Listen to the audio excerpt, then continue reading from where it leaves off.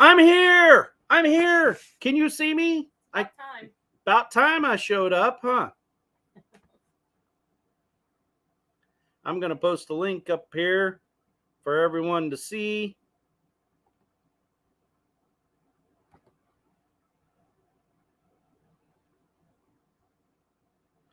And hey. Some of you jumped in her early, like Oslander, welcome. Thanks for coming in. Cindy Brown, you are awesome for posting that Kansas meetup, growing towards self-sufficiency gathering. Hello, Raquel from Cottonwood Ranch. Thanks for coming in. Hi, Ricky from Narrowway Farm. Good to see you. Growing a Homestead. Hello, T&J Homestead. How are you doing? I should probably post this link in here if I can figure out how to do it.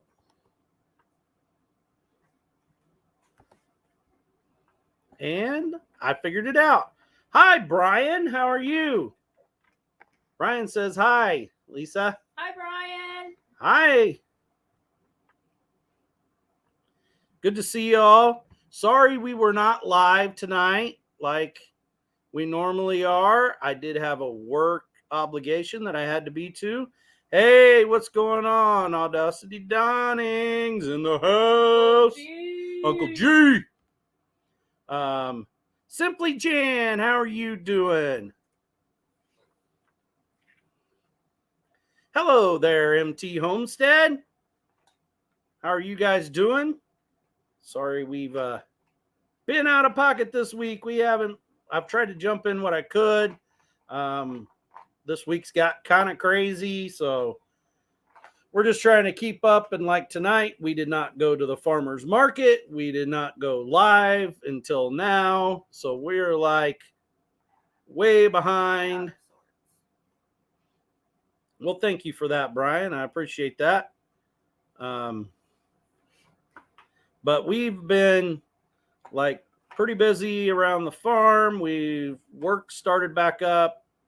I had like 2 days off. Hi, Rosie. Nice to see you. Glad for coming in.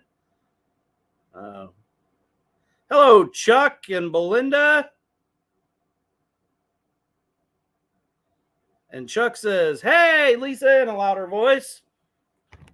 Hi, Chuck. Well, Nana's over here. She thinks she's got a color. I am coloring. Her and JoJo have got coloring books, and I think Nana colors more than Josie does in it. I don't know. Any of you adults, do you color?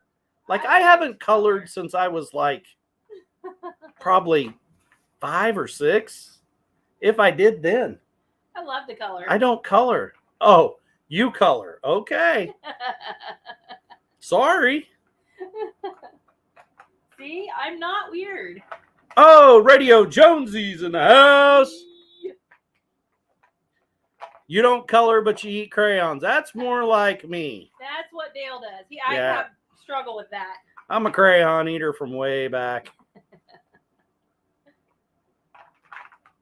That cross made out of horseshoes over here, actually our daughter, who's in that picture right next to it, she made that in FFA when she was in high school. She come bringing that home. Junior. Oh, Raquel says that she teaches art, so it comes with the job. Yeah, see, I can understand that. But like Nana just sits around and colors. Not all the time. Just occasionally. Before we had our granddaughter, we're like in the store one day, and she's like looking at the color books. And I said, what are you doing? She's like, I'm getting a color book. Like, why are you getting a color book? We don't have a little child. I love to color. Oh, Cindy's with you. I guess I'm outnumbered in this. I got better things to do with my time than color. See, you're the weird one. We're not. Brian says coloring is very relaxing for people. Jan loves to color. I'm just not a colorer.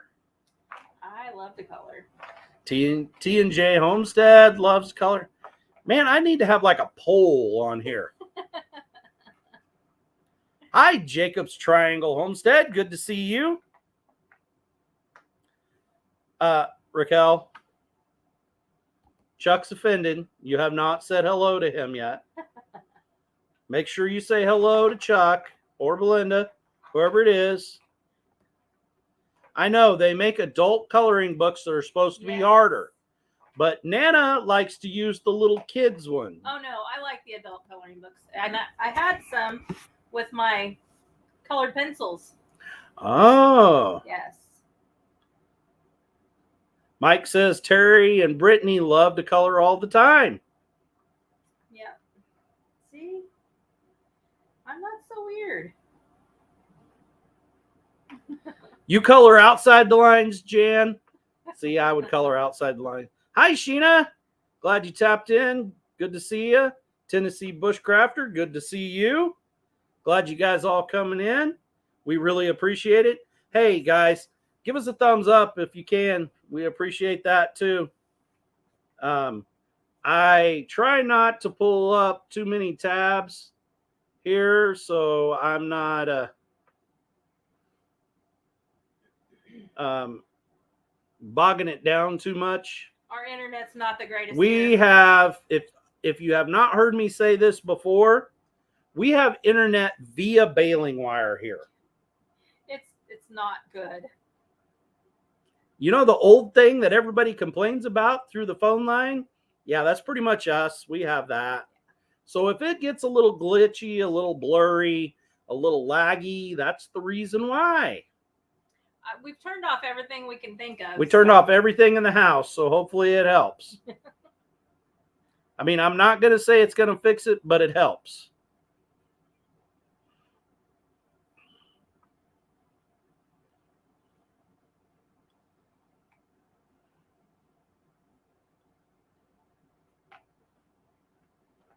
Yeah, Jan, I know. I'm pretty sure the internet goes from Jan's place to our place. And then it goes like off the deep end into like the abyss, and then eventually ends up to all of you guys. But so, like I said, oh, there's Jonesy down there in the basement. We're going to bring this guy up in here. Hey, what are you doing, man? Hello. Just chilling on a beautiful Friday that's wet and wild. You having some rain there finally? Finally, no, we want sunshine. It always rains here. Oh, really? You got rain all the time. Well, if you could pipe that and send it back to yesterday, please.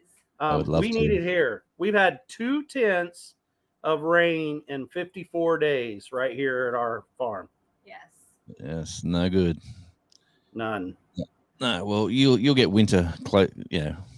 We're in winter. You're in summer, so that's true. Yeah, and so this area of Kansas in this eastern part, we get extremely wet. We get lots of ice and snow. Not a lot of snow, but a lot of ice and stuff. And it's mud season here in the wintertime for sure. Yeah, I think I told you we were in Kansas in 2020. Yeah, in Kansas City, just north of me, right? Yeah, we went. Yeah, we went to all sorts of places, but yeah, no, it was awfully cold. Yeah, frozen ponds and all sorts of things we seen. Yeah, so it does get cold. But we're not like those crazy people up to the north of us that go out on those frozen ponds and like their cars and trucks and fish. No. That's not us. No, I wouldn't either. I actually lived in Western Colorado for a short time, and that's the thing they would do. They would drive their brand new vehicle out on the ice on the lake or the pond and drill a hole, start a fire, and fish. I'm like, are you guys insane? Yeah, no, it's I think CFM's talking about doing something similar, ice fishing for 30 odd hours or something. He was trying to tell me it's fun. I just thought, I don't think so. It wasn't fun to me. No, I didn't like it. So who's this mystery? They would get all excited about catching little fish about this big. And I'm like, guys, we can go home and like in an hour catch a channel cat that's like, as big as up to your waist, and stuff like that. I'm like, I'm not doing that. Yeah, well, I don't mind beach fishing. Go down the sand and throw it in and hopefully get a flathead or a tailor or a brim or something. A snapper or something that's out there. But Yeah, and you I've get the never done surf. that. I want to go. I want to go fishing, off the coast or an ocean sometime. I really. It's relaxing. That's why I was talking about that Modog fishing with Modog that Mitchell and I was talking about in his live. That's why I love watching that kind of stuff. We love fishing. We don't get to do much of it, but we love doing it. Yeah, I'm sort of, I'm sort of over the smell of the fish. I'm sort of at that age where you pick up a guitar or something. You don't want to have fishy fingers. I tell you, Fishy because fingers. That's me. I love seafood. I love to eat anything that swims or is in the water. But if it smells like fish, I'm out. I can't eat it. Can't do it. Yeah. But, hi, Goodwin, honey. Hey, who's this imposter? Oz. What's his name? Oz. Oslander Info. Yeah. I haven't met him yet. You haven't?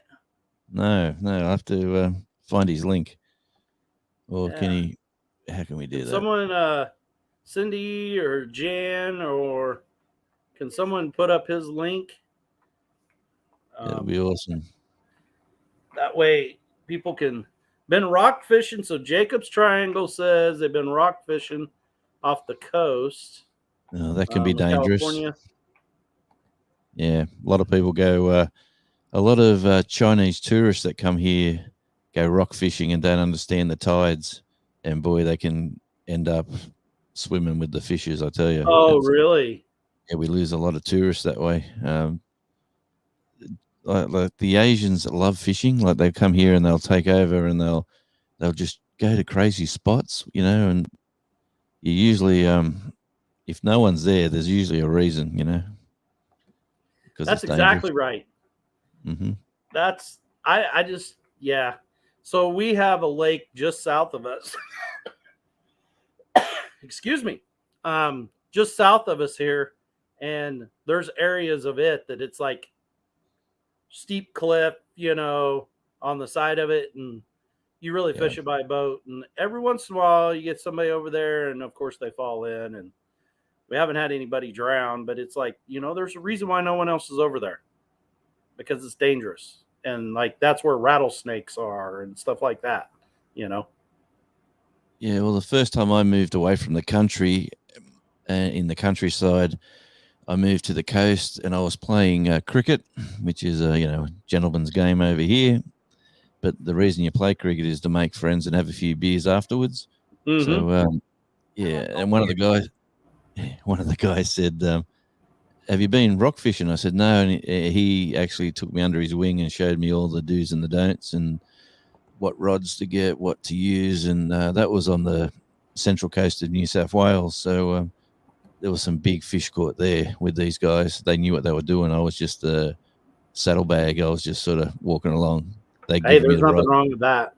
They'd bait it up for me. I'd cast it out, and then I'd say, "I think I got something," and they'd probably get the shits when I did catch something. But, hi, darling Lord Mint. Good to see you, CNC Farm. Glad you guys come in. I appreciate it. That's I went on a guided catfishing trip with a friend of mine a couple years ago down in Oklahoma, and that's kind of the way it was. You kind of felt like you were just the third wheel, because you had this guide that was like baiting all the hooks and he would cast everything out, and I'm like, this isn't really fishing because I do all that when I'm there, Yep. and but it ended up being a lot of fun, a big time, and cold, and really cold. Like okay. when my friend called and asked me if I wanted to go, it was January here, and I'm like, we're going catfishing in January. And he's like, oh, yeah, that's when we go. And so I met him. And then we met this guide at the dock on the lake. And my friend's truck read 19 degrees Fahrenheit. Mm-hmm. As we were going across the water in this boat, it would throw up spray, and that spray would freeze and float on top of the water. I've never been so cold. It was ridiculously cold. But we got to the spot. He baits up all these rods. We cast them out there, or he cast them out, and he's like, those 3 rods are yours. And then he moves on to the next guy. He didn't even get to the next guy's pole to start baiting it. And one of mine already had a fish on it. And it was like a 10-pound blue cat. And I'm like, holy moly. And then it was just that way all day, nonstop. It was so much fun. But that sounds like fishing with my kids. When they grew up, I used to I had 3 daughters.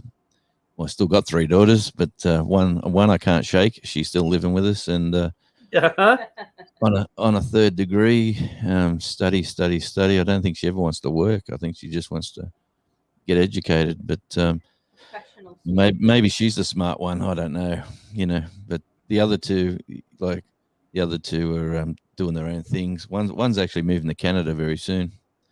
But we used to have 3 girls on the beach, and the wife, and myself with my rod. You'd bait up the first one, you'd cast it out for them, they'd hold it, you'd 2nd kid, 3rd child, the wife, she'd throw hers out, you'd just put yours on, and someone would say, hey, I got something, Dad, and then you go, yeah, and then you never get a fish, do you? No, it's not that relaxing, no. But they enjoyed it. That was the main thing of doing it with them, That's exactly right. I want to say hi, Pettit Jean River, come in. Bob, hi, Bobby. Panchucco, good to see you in here. The Hillbilly Chicken Ranch, good to see you. I love that name, the Hillbilly Chicken Ranch. You say that every time. Cool. Yep. Brenda at Redbird Farm, good to see you. Hi, Brenda. Yeah, so it was like Devil Dog's Keeper. Hi, Jamie. Good to see you. Yeah, so hi, Devil Dog. Hi, Blue. Blue Self-Reliance. Good to see you. She's lovely. Yep. She is lovely.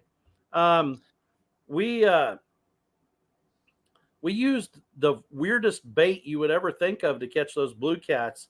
We actually used chicken breast. Yeah. The raw chicken breast that they'd soaked overnight in cherry Kool-Aid. So it was red from that. But I mean, like no more than it would hit the bottom, you'd have a fish. But it was crazy. Yeah, nice. That guide might not like me sharing that with everybody, but oh well. Yeah, well, you pay the money to go out there sometimes. You got to pick up a few secrets. But I think if you didn't know where his spots were, like he knew exactly where he was going every time. You could use it all day long. If you weren't in the right spot, it wouldn't help. But yeah, it's like fishing can be so relaxing, but I relax now just trying to. Music is my relaxation, so I'll find something that I haven't listened to for a while, or I'll find something new, and I'll get in my own. Like I got my headset on. I'm just in my own little place, Music's my life, really. Yeah, there's a reason. What's that line from that? Music is my drug or whatever. That's kind of me. Love is the drug. Remember that, Brian Ferry? Yeah. I want to get away. I'll just put in the old earbuds and forget about the rest of the world.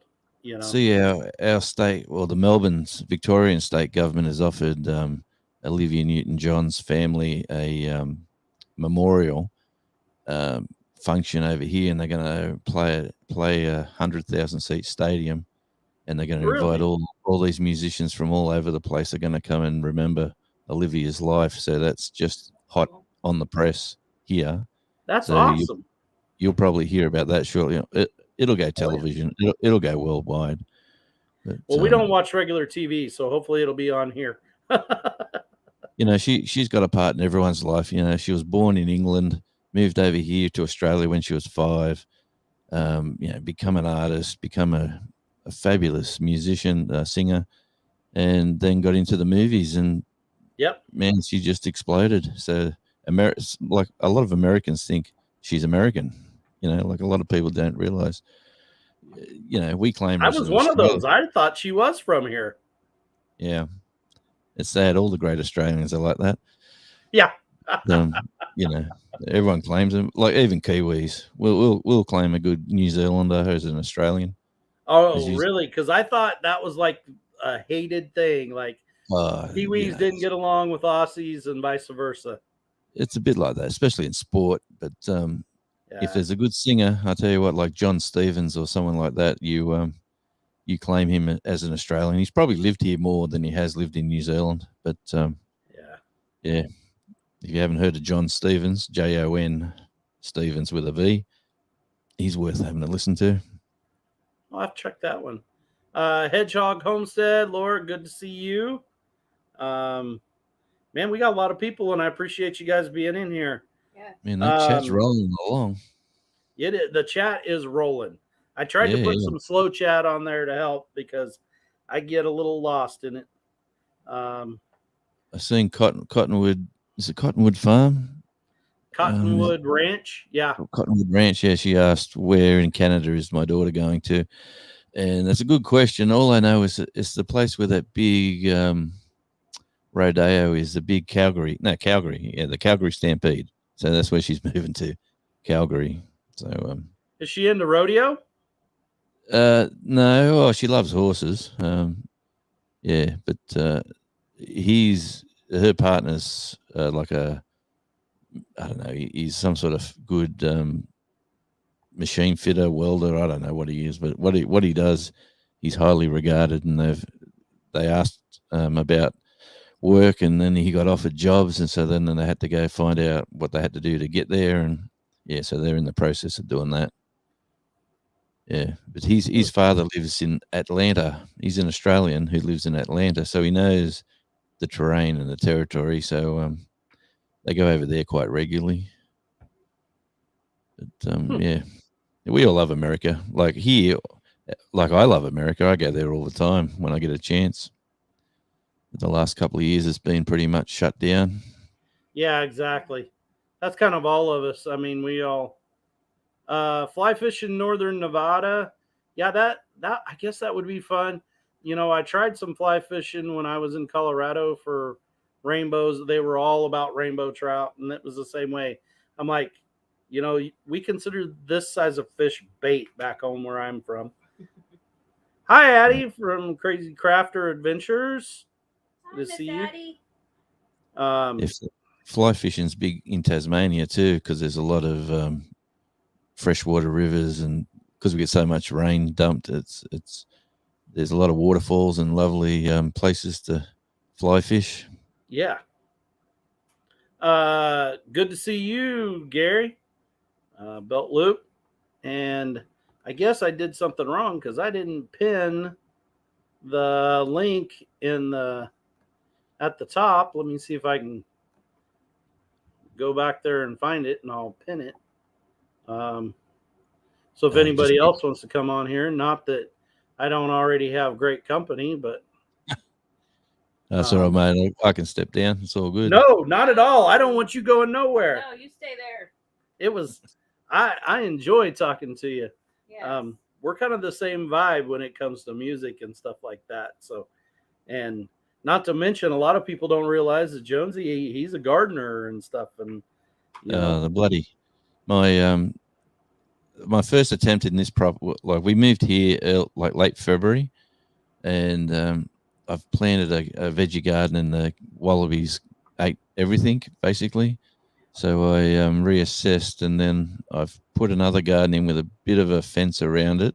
It's not fully fenced off, but they got in there and ate all the broccoli seedlings, left everything else alone. So I'm just not planting nothing else now and just waiting to see what happens, and then until I can fence it. Hi, Laura. How are you? Good. Do you Good. know Jonesy? Yes. Hi, Jonesy. Hi, how are you? I'm good. Good to see Yeah. everybody. Good to see you. It was.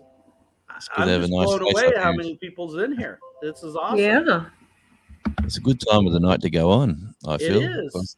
Over I hope here, I'm it's not like, stepping on somebody's toes. Mitchell's like, "You're going live, right?" I'm like, well, I Hey, Jam. guess. I went looking for you. Tonight, so Yeah. I went looking for you and couldn't find it on my feed. I had to physically put your channel in to grab it. So Yeah. Well, I set it up for like 10 minutes because we wanted to make sure everything else in the house was turned off, and we rebooted our router so that hopefully it's cleaned up. Yeah. oh yeah, the world. Everyone's got that problem. I tell you. Hi, Sheena. Even we have. That is true. It was Raquel's idea from Cottonwood Ranch for us to go live. So here's your pat on the back, Raquel. Everyone tell her thank you in the chat. Thank you, Raquel. It's kind of an inside joke. If you guys didn't catch that, I was in that live last night with Fishing with Modog because Mitchell texted me and he's like, "Hey, get in this live." He goes, "This is a lot of fun." So we went over there. So I shared it out on my community page, and Nice. Cottonwood Ranch come in there, and then she got joined in, and I'm like, and Modog made the comment. He's like, "Man, there's a lot of different people I've never seen in here before," and I'm like, well, that's my fault. I shared it out on my community page. Sorry, I should have asked you first, And he's like, no, it's awesome. Well, Raquel had to say, Dale just wanted a pat on the back. I'm like, not really.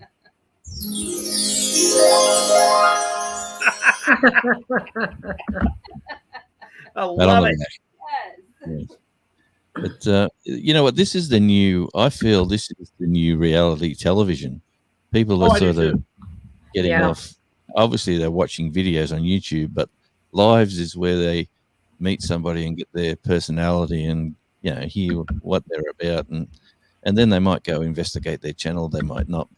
This is where you hear some lovely banter. Yeah, it's exactly that, and I think it really fits in with what we've all had to go through in the last few years, where we were social distanced from each other. And I'm not getting into the whole political thing, but I'm just saying this is a good way for people to meet somebody different, and then to meet others like Jonesy or Laura from way different parts of the world is so amazing to me. So where are you based, Laura? I'm in Tennessee right now. Yeah. So hedgehogs, I thought they were English. Are they English? Hedgehogs? No. No, you got them over there too, eh? There you go. No, hey, I'm in Tennessee.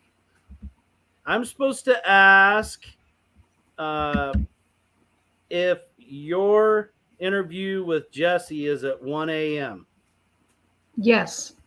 Yes. Oh, not a.m. Sorry, p.m. Does it say a.m.? I'll go change it. It does say 1 a.m. It does say 1 a.m. Okay, I'll go change it. Thank you, Jesse. Raquel actually asked it. I'll change it. Thank you guys for letting me know that, because no, it's not at 1 a.m. Hey. Oh wow! Hey, how you doing? Good. How are you, Gary? I don't know. I'm doing well. I don't know if y'all can hear me real well or not. The coverage is kind of spotty around here from time to time. I'm glad y'all can hear me if you can. Oh yeah, we can hear you good. Excellent, man. I tell you what, thank you for for having the live where we can all come and just chew the fat a little bit. I always enjoy meeting all these folks. You got I absolutely love your family and the families that are in here in the chat. They just awesome people, and Yes, they are. and we need to get you over that hump, Dale. We need to get Oh, that last little bit of hours you need. well, How I many do hours do you appreciate need? that, but we're not. I don't want anyone to go out of their way for it. You know what I mean? Um, we are under 300 still that we need. We're about 250 or so, but so You're 250 from it. yeah. Well, we could probably get that in one night, right? Mm-hmm. You mean by doing a 24-hour live? I have to get Well, up I and go to got work six. in the morning. Well, I know. I mean, just by having folks play your playlist. Yeah, I Right. appreciate that. Yes. And several people have, just like Devil Dog said on here. He's been running it, and I know several people have commented and say they have. Like I say, we appreciate it. we appreciate it, but guys, don't go out of your way or feel like you're obligated to do that. But And I do the same thing. Hey. I'm home all day long, and I'll just randomly choose a channel, and I'll just put on their playlist and have it run all day long. Well, I'm trying to focus it, on you and Brampton Gardner and Yeah. what's up, Mitchell? hi, Mitchell, you're crooked. You're sideways. You're sideways. There you are. You're obligated. Such a serious look on the young man. So, you see how Dell said that? I don't want anyone to go out of their way. I don't. Hey, I know. I'm just giving you a hard time, man. it's not out of the way. It's kind of the focus. You see what I'm saying? It's not out of the way. It is the point. It's not detracting from the point, Dale. It is the point. So, it's not out of the way. Hi, Mitchell. It's something that people do to help a friend. And I realize it ain't going to be a world earth shattering thing as far as, the money that YouTube pays, but it's something, and it's something everybody's focusing on trying to get to. So I want to help you get there if I can. That's why right now, as we speak, I've got your, I got your live, your playlist. I get the word right here in a minute. I got it running have for, a day or so, keep resetting it, starting it over. And I have wiped the memory on my computer thing, on my YouTube thing, so that it'll count it every time. So anyhow, between you and Brampton Gardner, y'all are both pretty dadgum close. Yeah, and that's kind of what I mean by that, by me saying don't go out of your way, guys. I know it's going to happen one way or the other, so I don't, you know what I mean. I'm very humbled that so many people are helping us. Thank you very much for that. It's very touching. Yes. Just got a message on the phone. One of the best music venues in Newcastle is going to be on the market tomorrow, and yes, he hasn't put it public yet. So sad. That's the way music scene is. Well, maybe you better buy it. Man, that's Newcastle. It's miles from here. That's your next career, right? Oh, man, I tell you, this place is. I won't say where it is, but this place is the pinnacle, the best music venue in the country by far. You're Devil Dog. Have fun with Jamie. That's not Devil Dog. He keeps talking about me being on here, but he's the one commenting in the chat. He can't seem to stay off it either. Well, he said he's spinning me. Well, bye, Cindy. Thank you so much for coming in. Good night. Cindy said that her husband is feeling neglected. Good night, Cindy. We appreciate you, everything you do. Yes. Yeah, Cindy. Yeah, by the way, guys, and Cindy's shared this before, and I know Gary and Eddie have also shared this, but the Paffords are trying to raise money to adopt their granddaughter. Autumn, watch the video to see how you can help and everything. So make sure that you guys, if you can, take a look at least of that. And this is one. One, Dale. Hmm? Oh, I forgot about mentioning your meetup in Fort Scott. Yep. So, Kansas meetup is growing towards self-sufficiency gathering, or what is it, Nana? I'm not doing it. GTSSG. In Bourbon County Fairgrounds, Fort Scott, Kansas, October the 1st. It's not just a meetup. It's going to be an actual like homesteading conference. Hi, Nice. Tamara. Good to see you. Hey, what's the main thing, Dale, that you produce on your property? On our property, mainly, I'm going to say our specialty is pigs and meat chickens. We're Right. trying to do better and better with gardens. We do okay with gardens, but it's not the largest form of income for us. We mainly raise pork Pork and chicken. chickens and eggs. No, that's a staple. Yeah. I mean, they go hand in hand. You know, you got bacon and eggs, right? Right. mean, Oh Well, yeah. that's what I was buying it today, actually. I was up the road doing the groceries on a Friday. Hey, Jonesy. Yeah. You may Hey. not realize it. You may not realize it, but Dale, and them have the world's smallest farmers market. Unconfirmed, mind you. We do. We have the world's smallest farmers market, unconfirmed. That's funny. Hi, Huga. Huga Homestead's in the house. Hooga hooga. Huga, Ooga. Ooga. Huga. Yep. So is Eddie really going? Is he leaving us? If so, good night, Eddie. Thanks for coming in. We appreciate it. What probably he will do if I know anything about it, he'll probably leave your thing running to make sure you get credit for the due time. But I think he and his wife are probably going to watch a movie or something. I'm just guessing, but I don't know.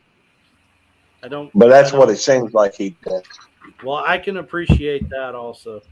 Sometimes you just have to take time if you're a couple. I'm sorry. For sure. Yeah. Thanks for that.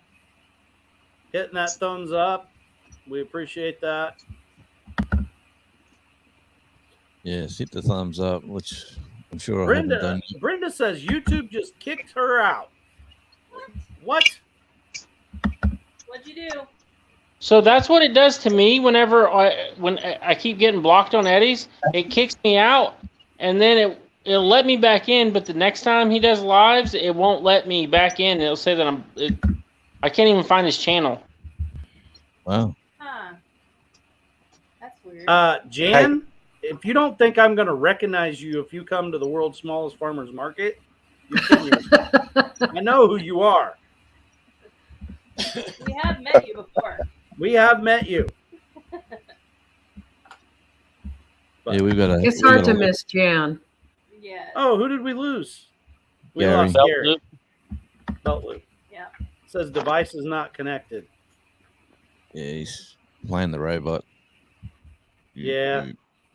We Here might. he comes. He's back. The I think robot's his back. internet's wonky. It's probably my internet that's wonky. Oh, I know you're wrong. Hang on. I was going to ask her to do this. See, she's No, it's his. It's his. Yeah. Yeah. But Yeah. And how you going, Mickey? Sorry How'd you about go feeding the pets or the animals? Huh? You were out feeding? How'd that go? Pretty good. In the day? Luckily, my wife was here, so it kind of sped it up quite a bit. So, eh? It speeds it up quite a bit when everybody's here. Whenever one person has to do it, it takes what, an hour? Wow. And if you do it with everybody, it takes about 30 minutes. So what sort of animals have you got? Just to the- Goats, pigs, cows, chickens, horses. What sort of? Oh, it's a stupid question, but what sort of horses? American quarter horses, and we have paint horses and thoroughbred. My youngest daughter, she does jumping and English riding, so she has the thoroughbred, and then the quarter horses and paint horses are just Quarter different. horses, yeah, mate. They're the same essentially. It was just some have colored, some don't. They're pretty much bred all the same. I used to have standard breds, the harness racing ones. Yeah. Yeah, or pacing, whatever you want to call them. I used to do that for a number of years. But thoroughbreds, man, you can get some scatterbrains there. Yeah, that's for sure. My wife said not Z though. Okay, well that's good. Hey y'all, Well, I got an idea. yeah. I'm sorry, I didn't interrupt, but I got an idea. This could be brilliant, or it could be really stupid. I'm not sure which. Okay. See, I got an idea that we all do a video just like, but with ourselves instead of somebody else. See what I'm saying? We all do a video with the same script, and we release it all at the same time. Schedule it or something. And then it's like a mass wave of, I don't know, strategy maybe. I'm just thinking out loud. I'm sorry. Well, never mind. Y'all go ahead. No, y'all no, talk no, no. about shit. No, it's just Yep. that your sound Wow. was cutting in and out, so we didn't Yeah. catch what you meant by the video. What'd you say now? Well, what I was saying is we all do the same video, but we act it out ourselves with the same script. See, Oh, and then we release it all at the same time, like release the Kraken or something. yeah, And then exactly. I follow what that you're could saying. be fun. Yeah, it's like a collaboration, but everyone does the exact same script. It's just your different channels or who's doing it. It's a collaboration, and I've actually seen collaborations like that in the past that I thought was really neat. Well, One that I thought was really funny, and one I thought that was really funny was the two different channels, big channels, and I won't mention their name, but one went to the other one's farm, and the other one went to the other farm. I know which ones you're talking about. It was awesome because they acted like the person at the other farm and took care of the stuff. Oh, look at the picture of the horse, Mitchell. Yeah. Nice. That was one of mine. Yeah. But it was hilarious. Hi, Chris. Chris and Larry Homestead. Hey, Or Chris maybe and it's Larry. Maybe. I can't see the chat. I got to go back inside. Means it may not hear me. All right. That's Well, okay. mute yourself then. I guess I don't want this to. I don't want to break down and everything. So God bless y'all, and I will see y'all. And I'm gonna get some more thought. I'm gonna get some more thought. Have a good one. All right. Thanks for coming in, Belt Loop. We appreciate it. Hey, that sounded like one of those. Did you see that African movie where the bottle falls from the sky or whatever it is and hits that? And Oh, the yeah. African would, The gods And he must be would- crazy. yeah, and he would talk like Yeah.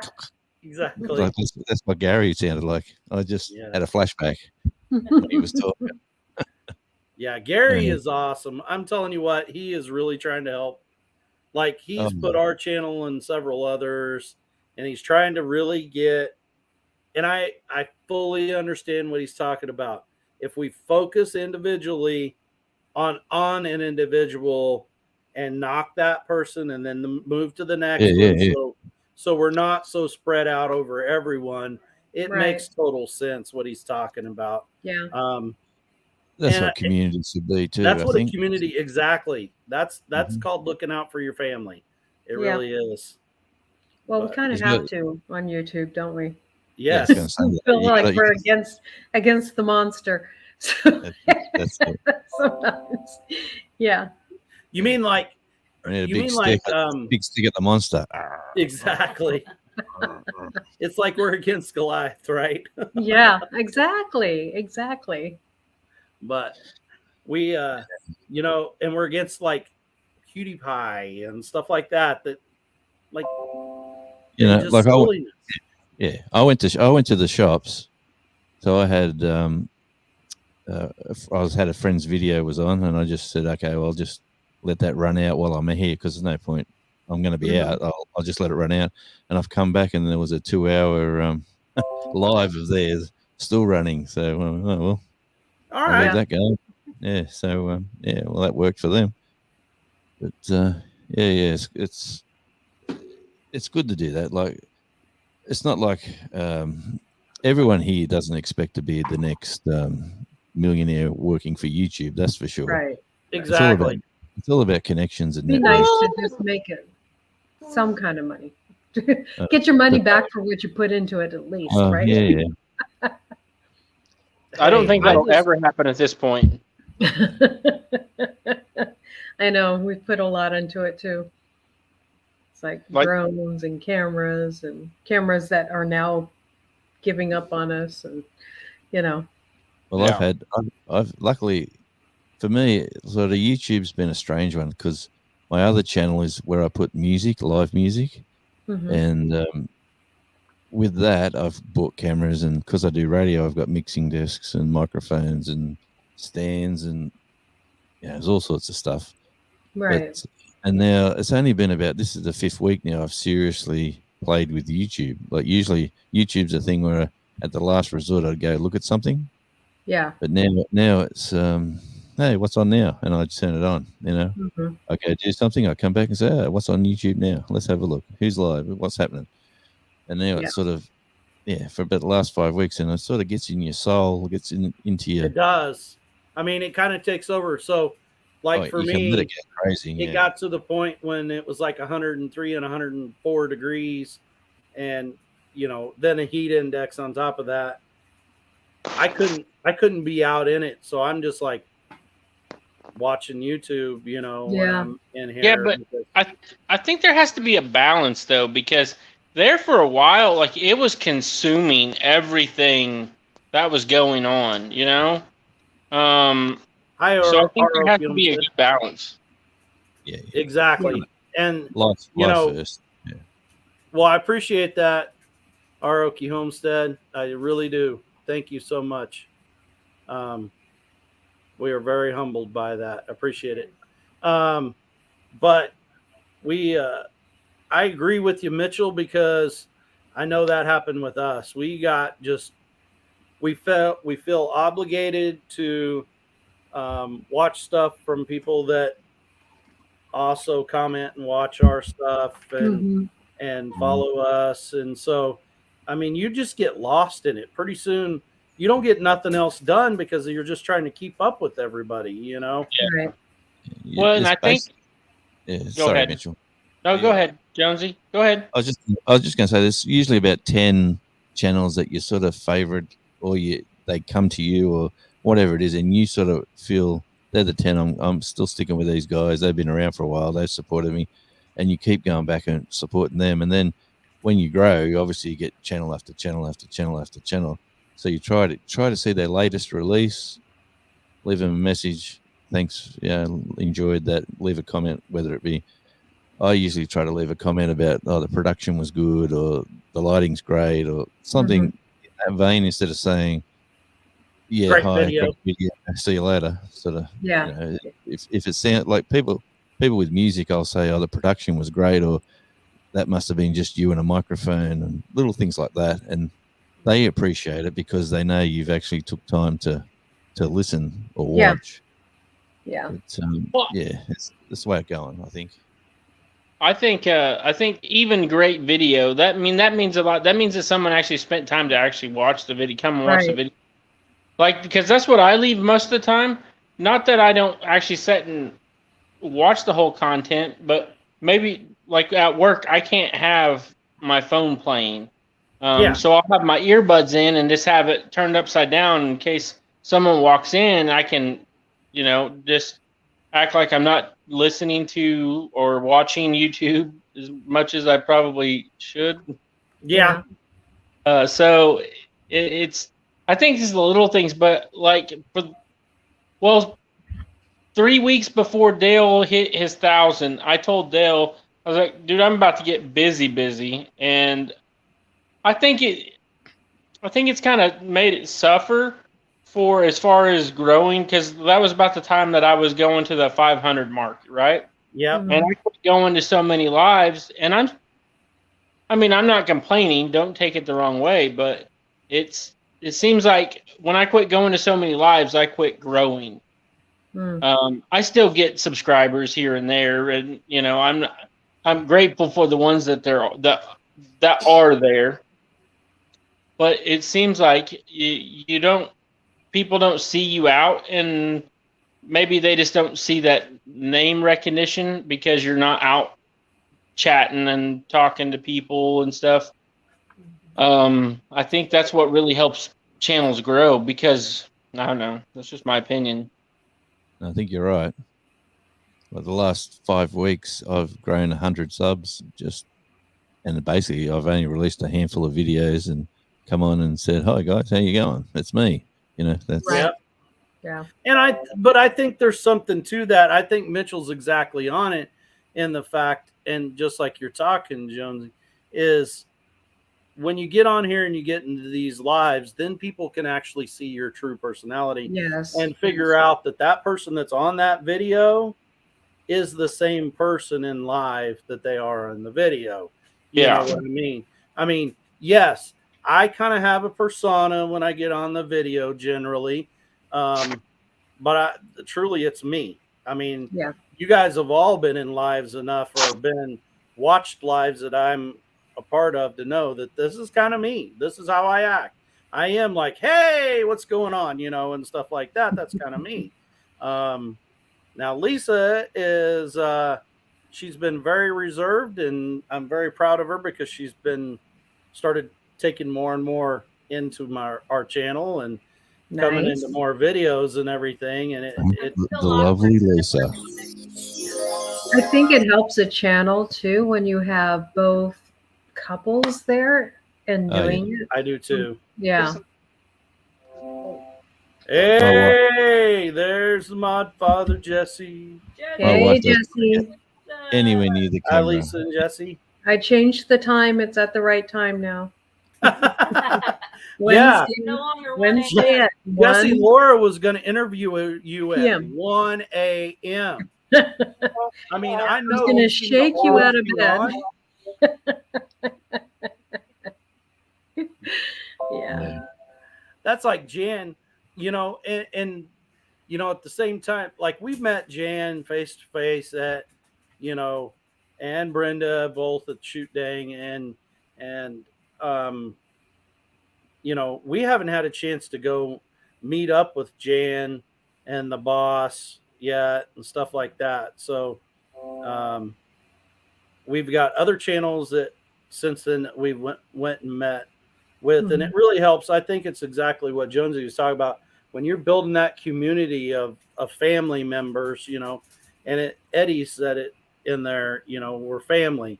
So when we know that someone needs help with something, that's where we need to focus on, I think is really important. Yeah, for sure. And plus on this side of the coin for me is that I'm away from all the self-centered musicians who I put out videos every week, Raquel. Everything in a musician's life is about them, their latest song, their project, and I've lived with that for about the last 15 years. And you sort of, this is just a lovely change to get away to a different community for me anyway. Exactly. That's why I've got the two channels, So that's kind of like me. I restarted when we come to the farm here. We kind of started a new page on the Book of Faces, about the farm, and it doesn't have near as many followers as the wife and I do on our individual stuff. Oh, look, that's gorgeous. Oh, well, that's out the back. That's my hand out the door. Like, yeah. See? That's awesome. Nice. Yes. But Beautiful. Oh, I like the one. Wow. so this is kind of something new, and a lot of people think that. So I have the whole series that I started with another big YouTuber, and I'm not trying to be a name dropper here, but if you've watched my channel, truly watched it, you know who I'm talking about. And a lot of people, I think, thought that I was going to come out and just blast that person, and actually, it's the opposite. They're like an inspiration. They're one of the reasons why we started our channel. Them, and I can name 3 or 4 different channels. Is why we started trying to play YouTube. And I don't mean by play YouTube. I mean make a conscious effort at Right. making legitimate videos. And I've been trying to do the vlog style. About 2 weeks ago, I tried dropping a video every day that week. Well, I got hardly any views on when I dropped that many, you know what I mean? So that's why I kind of went back to, we're going to drop maybe one in the middle of the week, have a live, and one on a weekend, And then, unfortunately for us this week, it's been craziness, and we didn't get another one out like I wanted to. I have some content that I was going to put out, and I just don't. It doesn't jive together. It doesn't have a great story. It's not, and I'm not going to just put out something just to be putting it out. You know what I mean? If it's not like a legitimate deal, I don't want to do it. Like one of the videos that I love on our channel is one that we just recently put out called Chore Time, and it's Lisa and I together, and I love it. Now it didn't get a whole lot of views, but it's actually her and I making a conscious effort to make a true, this is a vlog style, about our farm. This is something that we do every day, type of video. But right. Yeah, I was thinking of doing that myself. Like, this is me. I wake up at this time. I'd come out here and check 200 emails. I'd put music in the headsets. I listen to what's been sent. I file stuff away. I do what I do in the office, and then I probably take the missus in the car and we go up the street and we drive around. I was thinking of doing like a fast version of this is my morning or this is my afternoon, but welcome to my life sort of thing. We can do it. That was an idea I've had. I started filming that actually, but I've sort of given up on that already. I don't know whether to continue on that vein or not. I'm looking forward to the fairy penguins. They're due to hit the shore very shortly. So get down there with the camera. That's next month. They should be. I think. Yeah, and so Jan said that people love seeing couples on there, and I agree with that. I know we like to watch things that there's couples, but we also like watching individual things, and not taking away from what you're saying, Jonesy, because somebody in a live that I was part of this week was just talking about that they were going to just film them driving around. I think it was Belt Loop was talking about that. Just on their scenic drive, that people haven't seen things. And I love you. Well, sorry, my youngest just called his mother, and mom has to answer. So if you hear her talking, that's what she was doing. Yeah, you always got to talk to the kids.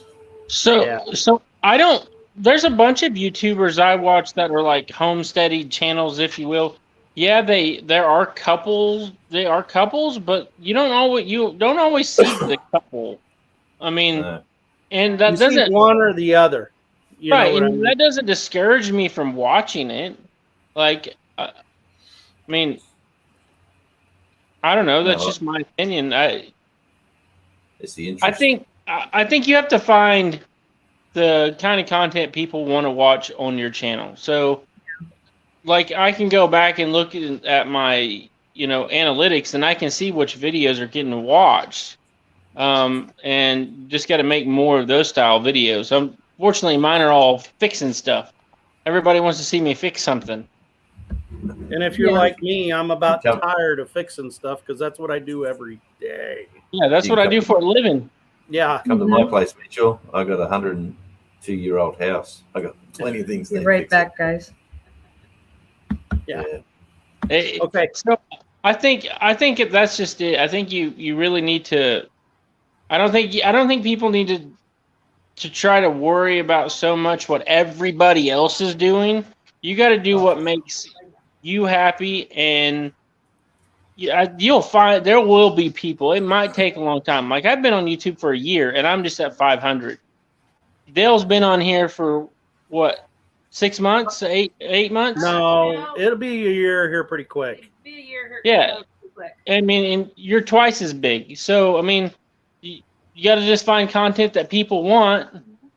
So I don't think there's a wrong way to do it. Some ways might be slower than others, but I wouldn't get discouraged about it. Just keep doing what you're doing and onto your stuff. But Those who live in glass houses don't throw rocks, by the way, Raquel. But no, I agree with you. Throw a rock, it breaks. We It's like So- don't look in a mirror because you're going to see yourself. Like yeah, that's the same kind of analogy. It's just different, put different. I had to explain it to my wife. Sorry. she never heard that saying? No, she said she doesn't understand that saying. Oh, okay. And that's kind of so the thing that for us, like if I look at our analytics, the video that was like huge for us is me talking and giving my opinion about another great big channel and some other channels. And that's really not what I mean. Yes, that's kind of me. I give my opinion on things, but that's not what I want to be about. All the time. Exactly. I'm just playing down. On my other channel, I've got a video which is not music. It's titled "Hanging Out in Clarksdale, Mississippi," basically, and it's just going to a gig that we played at, going just the cars, the roadies, like just people bringing stuff in on a trailer. It's nothing exciting, but that's got 1,500 views or something, and that's big for me. And that's just, I just slapped that together as someone wanted to see what we're up to, so I just went bang, bang, bang, put that out there. So I've got hours and hours and hours and hours of footage from that trip. So I might do part 1, part 2, part 3, part 4 or something. Yeah. I don't know what it is. Here, I'll show you what I'm putting up with. Come here. Oh, sorry. Oh, look out. I just put him outside. Hello. He is like down here and will not leave me alone. Just Yeah. constantly. When I get on a live, he's like, "Who you talking to? Who you talking to?" He cannot figure out. He thinks I'm talking to him the whole time, and he just jumps on me and licks me and carries on. But That's nice. What is it, terrier cross something? What is it? What breed? he's half Jack Russell, half Shih Tzu. So take I those seen two that. and put them Yeah. together, and that's what I call him. Did you see Okie Homestead's comment? Yeah. What? I promise she's gonna get you, Mitchell. But then Just don't say it, and she will never know. What is the matter, Yeah. dude? we had a Shih Tzu Maltese, and he lasted about 17 years before he passed. But he was a lovely dog. Oh, really? Well, this guy's about. We figured it up. He's about 10.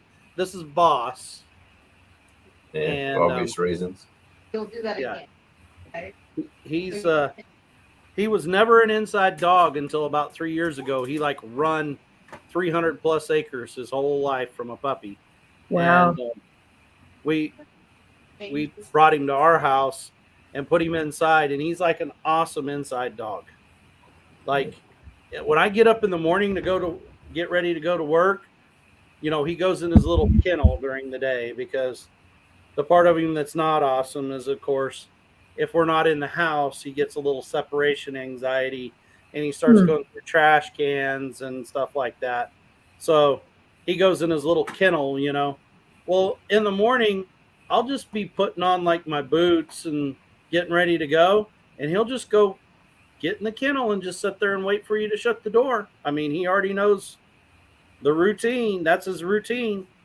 And he's just as happy as can be until I get home, you know? Yeah. But yeah, mate. You sort of miss a dog. Like I had before that, well, I had a Siberian Husky, and he was apart from the fur, he was a beautiful, beautiful animal. And that's him. We shave him, clip him, because he will get long hair and he sheds like crazy. So we keep him clipped, and he's still shedding, don't get me wrong, but it's teeny tiny then, so you don't really notice it as much. Yeah. But I've always been a dog person. So like in that last video, I had never shared my outside dogs. I'm an old houndsman, an old raccoon hunter, and a bird hunter, upland game. So that's kind of my version of pet. I've never been like, I wasn't raised to have pets. Like everything had a purpose. Yeah, well, the daughter come home with a cat one day, and she moves back into the house. She moved out of the house about 6 months later, and that cat's been here for the last 8 years. So, yep.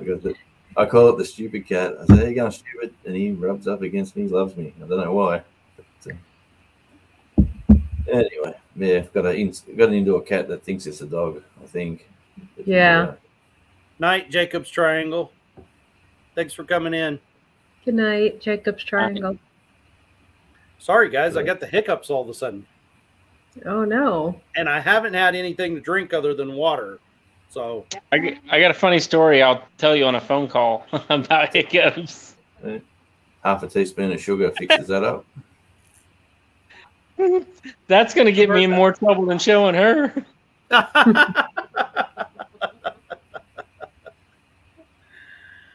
That's so talking about dogs and pets. So we had friends that they had Great Danes.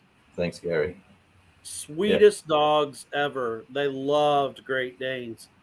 But the problem with the Great Dane is kind of like you were saying, they only last like life expectancy is like 7 to 8 years max. So they went through 2 or 3 of them, and you know, like the third one had passed away, and I'm like, so you guys going to get another Great Dane pup? And both of them were like, no, we can't do it anymore. It's too heartbreaking.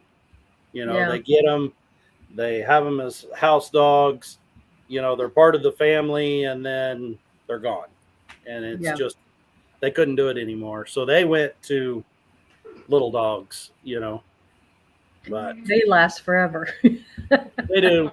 And it's one of them deals I tell everybody, and that, like, so me being an old houndsman, okay, Jan, no problem, is we always had this saying that a good dog, something always happens to it. Like it gets hit by a car, it falls in a well, you know, something like that. Something dramatic. Yeah. And a bad dog, one that wouldn't run in tree game or something like that, you couldn't get rid of it. Like it had 9 lives, like a cat. Oh, And there we go.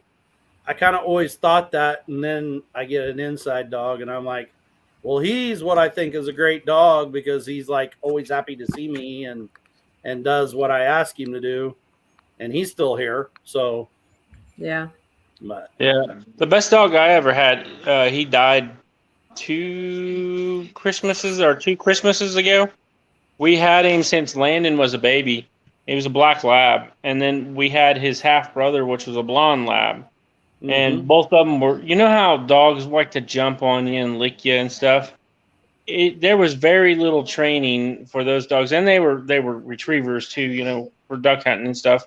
But they would come inside and they would never jump on the counters. They would never dig in the trash. You could leave something on the coffee table, and they'd walk by and they'd look at it, but they would not touch it. Right. And whenever Jack was my black labs, that was pretty tough watching him go. But then his half brother was a year later. I had to take him to the vet and have him put down. Like I've done a lot of that in my life, living on a farm, but that was probably one of the toughest things that I've ever had to do with an animal. It's just different though. Dogs are different. Well, but I mean, I've even had working dogs that, then it's more, they just are personable, It's like, You've had your dog come to your front door with like a brown snake in his mouth going, look at me, look at me, look at me. And it's a deadly brown snake. And you go, oh, man, get out, get out, get out. Don't get bitten. Bloody Jack Russell. Yeah, it was pretty tough seeing those two go because, like I said, we had them since the kids were babies, Yeah. Yeah. How old were they? One was, so Jack was 14. We got him right before Landon was born. And Colt was 13, but he had bad tumors, like on his side. And then he had one by his rectum. That's ultimately the one that did him in because I just couldn't. Heck, you bought him. Yeah. I don't think that's funny at the moment. Well, it was all of it. Yeah. Don't think that's funny. Not the story. No. And then whenever we took him in there to get medicine, because we'd taken him before and there was nothing they could do for it because, it was just cancer. And then they did an x-ray of his lungs, and I guess it was all in his lungs and stuff. And they gave us some medicine to try to make it better. And we brought him home for like a week, and it was just, it was, I took him back because I couldn't let him sit there any longer. I was like, no, this isn't going to work. Because, I mean, I don't want anything to sit and suffer. Yeah. Then you're just being cruel to the animal because you don't want it to go yet. Yeah. Yeah, exactly. Yeah, I sometimes worry about our black lab. He's got a couple fatty tumors on him, and we kind of haven't had him checked out. He's nine, almost 10, I'm thinking is that like, it must be like a common deal in labs with cancer, because we have a friend that they were children. She was barren. And so she had chocolate labs, those were her kids. And like she had 3 of them, different litters and everything. And when it was all over said and done, every one of them passed from some type of cancer, Oh, wow. Like her first one had like a growth inside of its mouth. And so she took him to the vet very regularly, and went into the vet. And then, of course, they did the biopsy, and that's what it was cancer. And it was the whole roof of its mouth. Oh. And so she was willing to do like chemo and everything else, like a person. And the vet is actually the one that told her is like, it's not going to be beneficial. Yeah. In fact, it'll be almost cruel to go through all that. Mm-hmm. The best thing we can do is go in, remove it, cauterize it, and let them live the life as much as they can until it's just like Mitchell said, until it's too much, and then just let them pass or put them down. Unfortunately, Yeah, and because they don't understand what they're going through and why they're going through it. They just know that they hurt, and every time I go to the vet, it hurts. Yeah. And whenever I took Colt in to have him put down, he was just as happy as he could be, and I almost second guessed myself because he seemed like he at home he was coughing up blood and everything else, wouldn't hardly move. And then they gave us the medicine for him they said it would make him better. And then we get home and then he's like 2 days later, it was just wasn't getting better. It was getting worse. And I just called him back and I'm like, guys, I can't let him sit and suffer like that. Yep. Yeah. So that's. I'm sorry, Mitchell. That's hard to go through. Well, it is, but at the same time, like I want my kids to see that you can't let an animal, or whether it's an animal or a pet, if it's doing something, if it's not healthy, you got to get it taken care of. Whether you have to put it down or you have to, and like I don't have very much sympathy, and like it drives my wife crazy because I don't show a lot of emotion. But it's just one of those things. It's bad because like Jack, he went everywhere with us. Like he's seen all of the kids born and everything. He was family. That's right. Yep. And it was pretty tough. Hi, Andale. Yeah. Hi, Andale. Well, that's why we have pets. Go ahead, Jonesy. That's why we have pets, extended family, basically. Like it's fabulous. And what? I might need to get an outside dog. I think for this place I live in, it's got a huge backyard, and the neighbours are saying to me, if you've got a dog, the wallabies won't come in. They're scared of the dog or dogs. They don't like dogs. So that might be my answer. So is a brown snake. So you said something about a brown snake. Auslander said something about a brown snake. Is that like a deadly one bite from them? Venomous snake. Okay. You got about 20 minutes to get to a hospital. Otherwise, you'll be in a lot of trouble. Yeah. Mm. Hey, thanks for coming in, Auslander. Yeah, I lived at a country town called Werris Creek. It's up near Tamworth, which is northwest of New South Wales inland, and it's just a nice rural community, a bit like Middle America, some sort of setup. And the Jack Russell, my cousin, we all had a bunch of houses, or the family did, and the cousin's house was a couple of doors up, and we had a family acreage, like about 50 odd acres split up between the families. And there was no houses on the land; it was just land to use. You had your plot to use. But my cousin's dog, he had a Jack Russell, and it was forever bringing home snakes or unruly things into the house, And he'd get to the front step, he'd get to the door, and he wouldn't cross the door until my cousin would say, "Come in," like in you come. And he'd always be sitting there with either a red belly black snake or a brown snake, and he'd go, look what I got, Dad. Look what I got, Dad. Look what I got. Oh man! And luckily, he never died that way. He come to a sad passing, but unfortunately, like there was here's a story for you.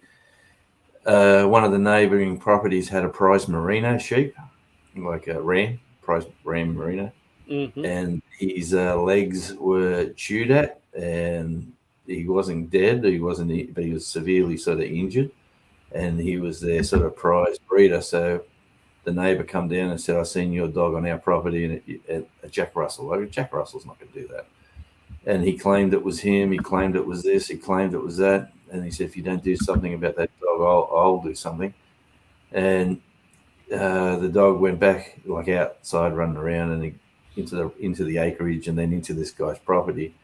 Well, the guy took a few shots at it, didn't get it, but he come around to the house basically with the shotgun, saying, "If you don't do away with the dog, I will." So, so my cousin actually, put him down, and then probably a month later, the sheep was still getting harassed by a feral, like wild dog, and it wasn't that dog at all. You know, like, it's just sad the way that dog ended its life.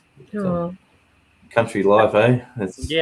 I was looking up brown snakes to see what they were like and what they looked like in Australia, and it came up that there was brown snakes in Tennessee, but it's not the same snake. Thank God. I'm like, oh no, there's brown snakes. Because I'm originally from Oregon, the west coast of the states, and now I'm in the middle in the hot. Yeah, and we have tons of snakes out here, but it's not the same snake. But, So in the state of Kansas, we have 3 different types of rattlesnakes. We've got the timber rattler, the prairie rattler, and the Masanga rattler, which is a little bitty guy that's like really mean. And then we have copperheads here. Yeah, we have copperheads too. And copperheads are like, rattlesnake, everybody's scared of a rattlesnake. Well, a rattlesnake will warn you before it bites you. Yeah. Like, it'll say, hey, get away. Yeah. A copperhead will come hunt you down to bite you.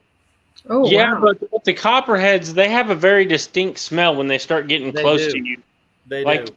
It smells like, copper pennies. Like, if you pull pennies out of your pocket, that's what they smell like. And you can smell them for about 15 yards away from you. Yep. Huh. Like, Copper hi, pennies. Eric B. What's going on? Brown snakes will chase you too. So if you either get in an area they don't want you, or they'll chase you, and they go fast. So you guys want to see what a brown snake looks like? I have them. Sure. Let's see. Hey, I have to get off here. I got to get in the shower and get ready for bed. I got to get up in the morning. All right, no problem. Thanks for coming in, Mitchell. Appreciate it. See you guys later. See you, mate. I'm trying to figure out how to do this, Lord. Make you the bigger fly. Just that little, the little man icon on the top of her picture there. Oh, the little top up here? Yeah, on the left, I think it is. Yep, solo layout. There you go. See, I'm learning. Wow, look at that. What a lovely picture. You've taught me something. Well, there you go, man. I'm 5 weeks into it. I'm learning something every day. No, there's a little. There you go. There you go. Yeah, there's the brown snake. Really? He doesn't look that intimidating, but. You don't want to tread on one, I'll tell you. If you tread on one, you're bitten. And the babies as well. The babies are as big as your little finger. They can't control. They've got just as much venom as the adults, and they can't control how much they give you. So sometimes the big ones don't want to get rid of all their venom. They'll just bite you a little bit. But the little ones will give you the full venom.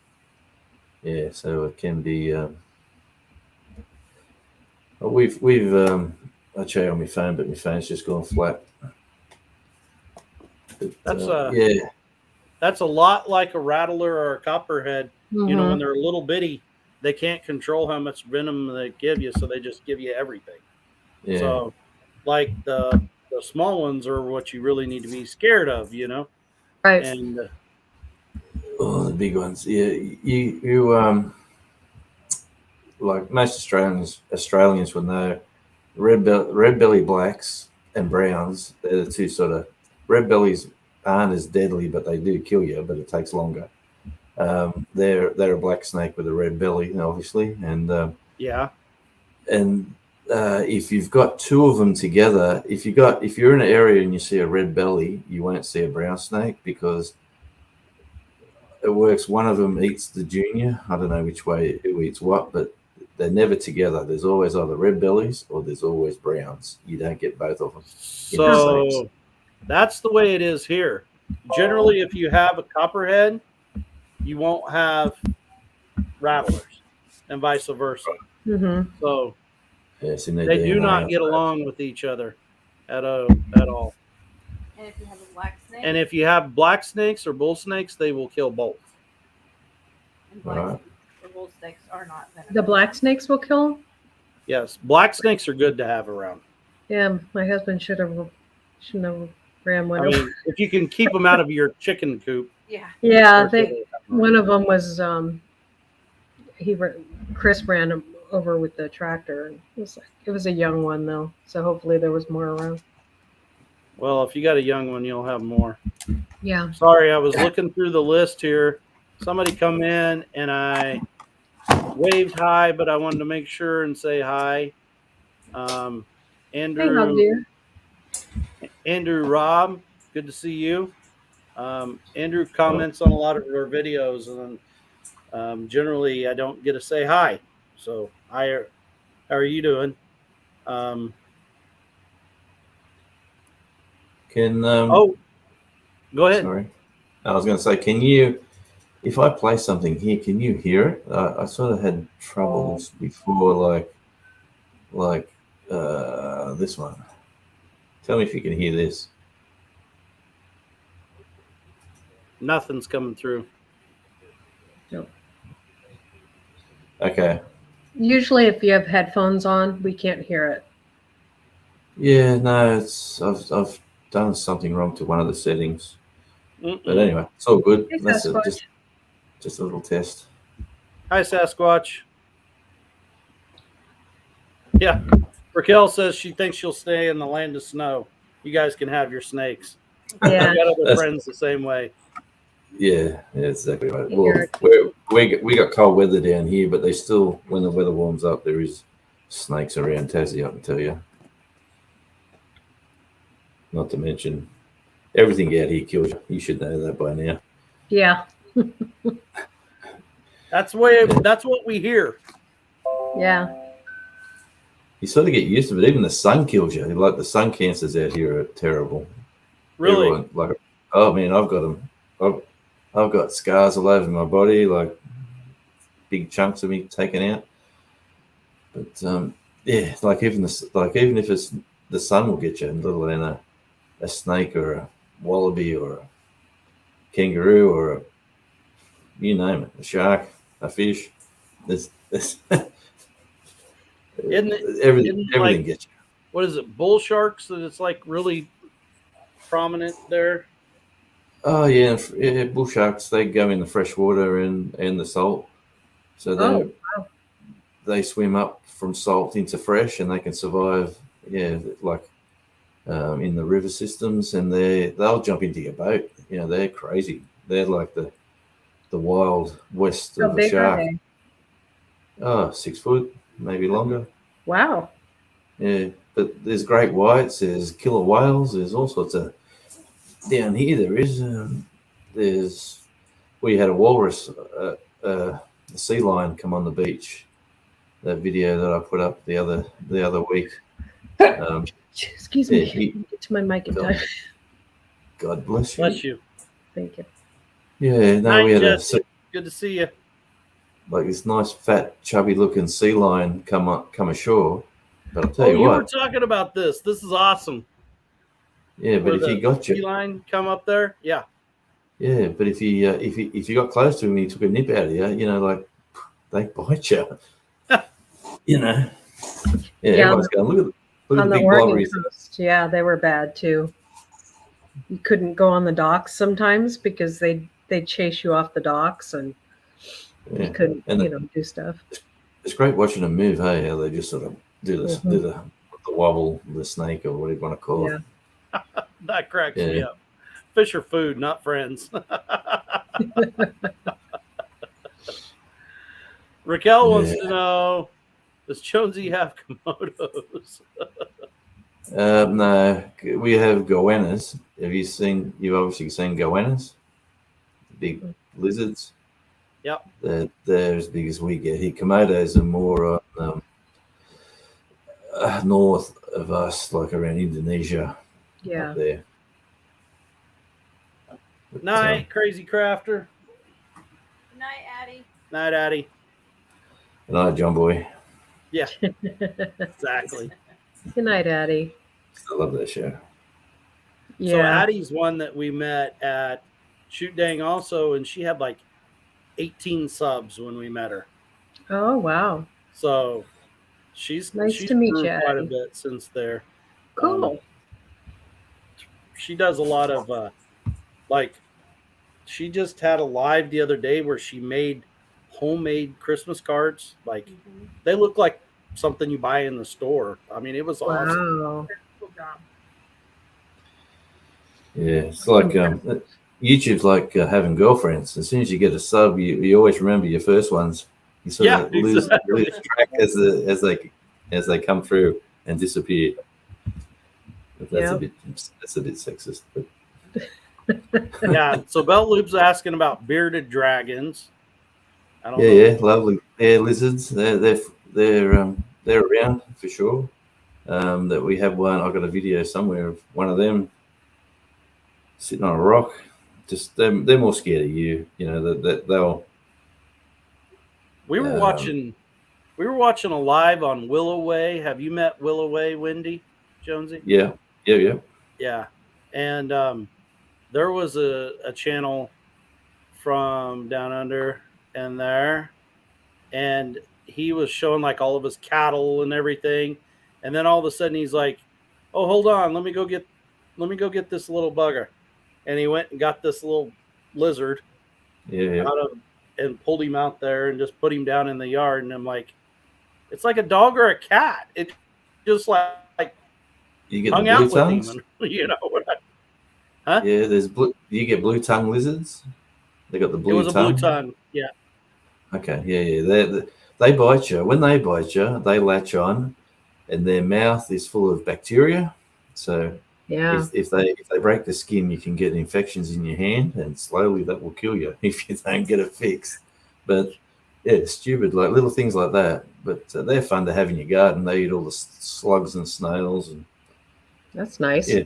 yeah. We at our last house, they come in from the garden. They squeeze. They can make themselves really flat, and they squeezed under the door, and they didn't have one of those door snakes to stop them coming in.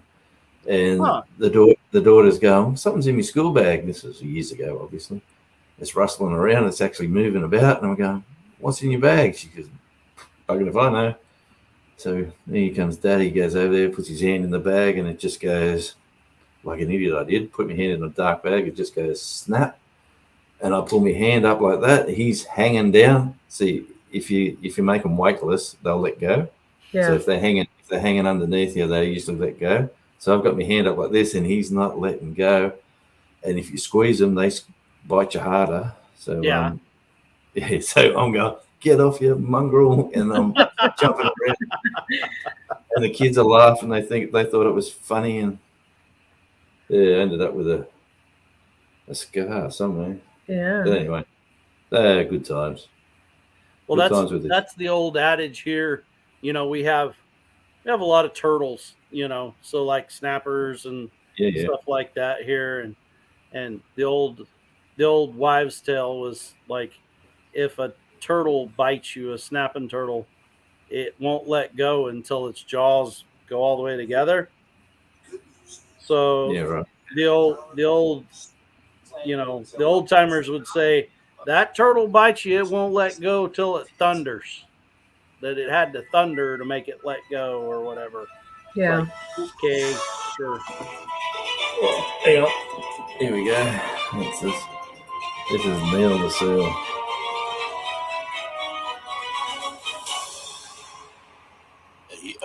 Hang on. Well, that's just my little promo. But Oh my! In Tasmania has a new visitor. His name is Neil. Neil the the Seal. Seal. He's come ashore. He just come ashore. What He does just he wanna do decides here? to. We don't He's know. trying to I make think love he's to the just red making car. friends. That's him just coming up the beach. His name is Neil. Wildlife experts don't know what to do with him. So you get all sorts of things down here on the beach. You got to watch where you walk. But he keeps coming back for more.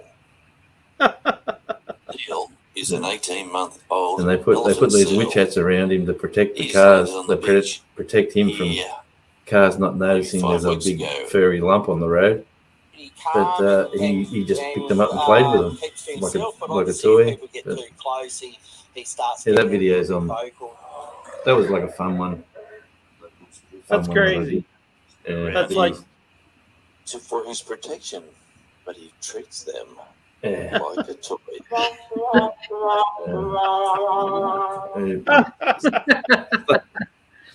Stuff like that. I'm gonna. So that's like I was watching. I used to always love watching funny videos. So I teach at the college, and I like when we go on break, I'll always play some funny YouTube video. Yeah. Well, there was one that this made from like Bondi or somewhere.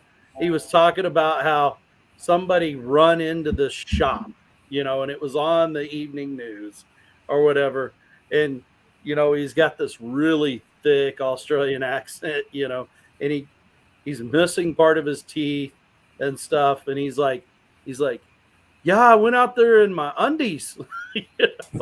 Oh, that one. Yeah. Oh, it was like viral. It was funnier. Yeah. No, he was on the news. Yeah, the fish and chip shop got ran into. Yeah, fish and chip shop. That's and they called him the local hero, and he's just an Aussie, true blue Aussie. He said, "Yeah, mate, I come out here, mate, and they were everywhere, mate. So I just jumped on it, and then I chased him down the road, and I only had me jocks on, but I didn't care. I'm just running down the road trying to get him. I run down the road in my jocks, and I tackled him, man.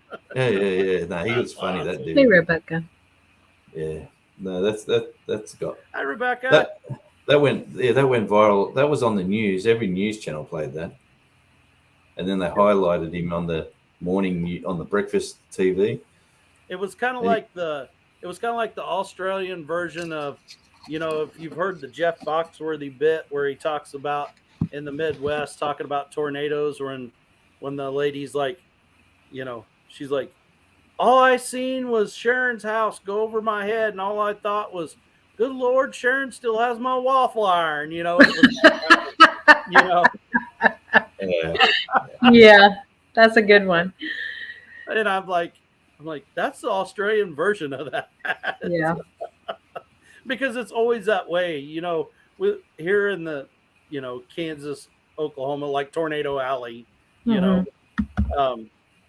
they always find like the person with the thickest Southern accent and it seems like the lowest IQ level to put on camera, to put on the news. It's like, why don't you go down and talk to the guy down the street that's like, hey, no problem. I mean, I got insurance for that.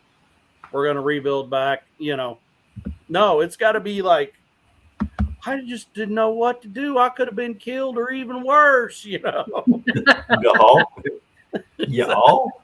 Did you see that? Y'all? Did y'all see that?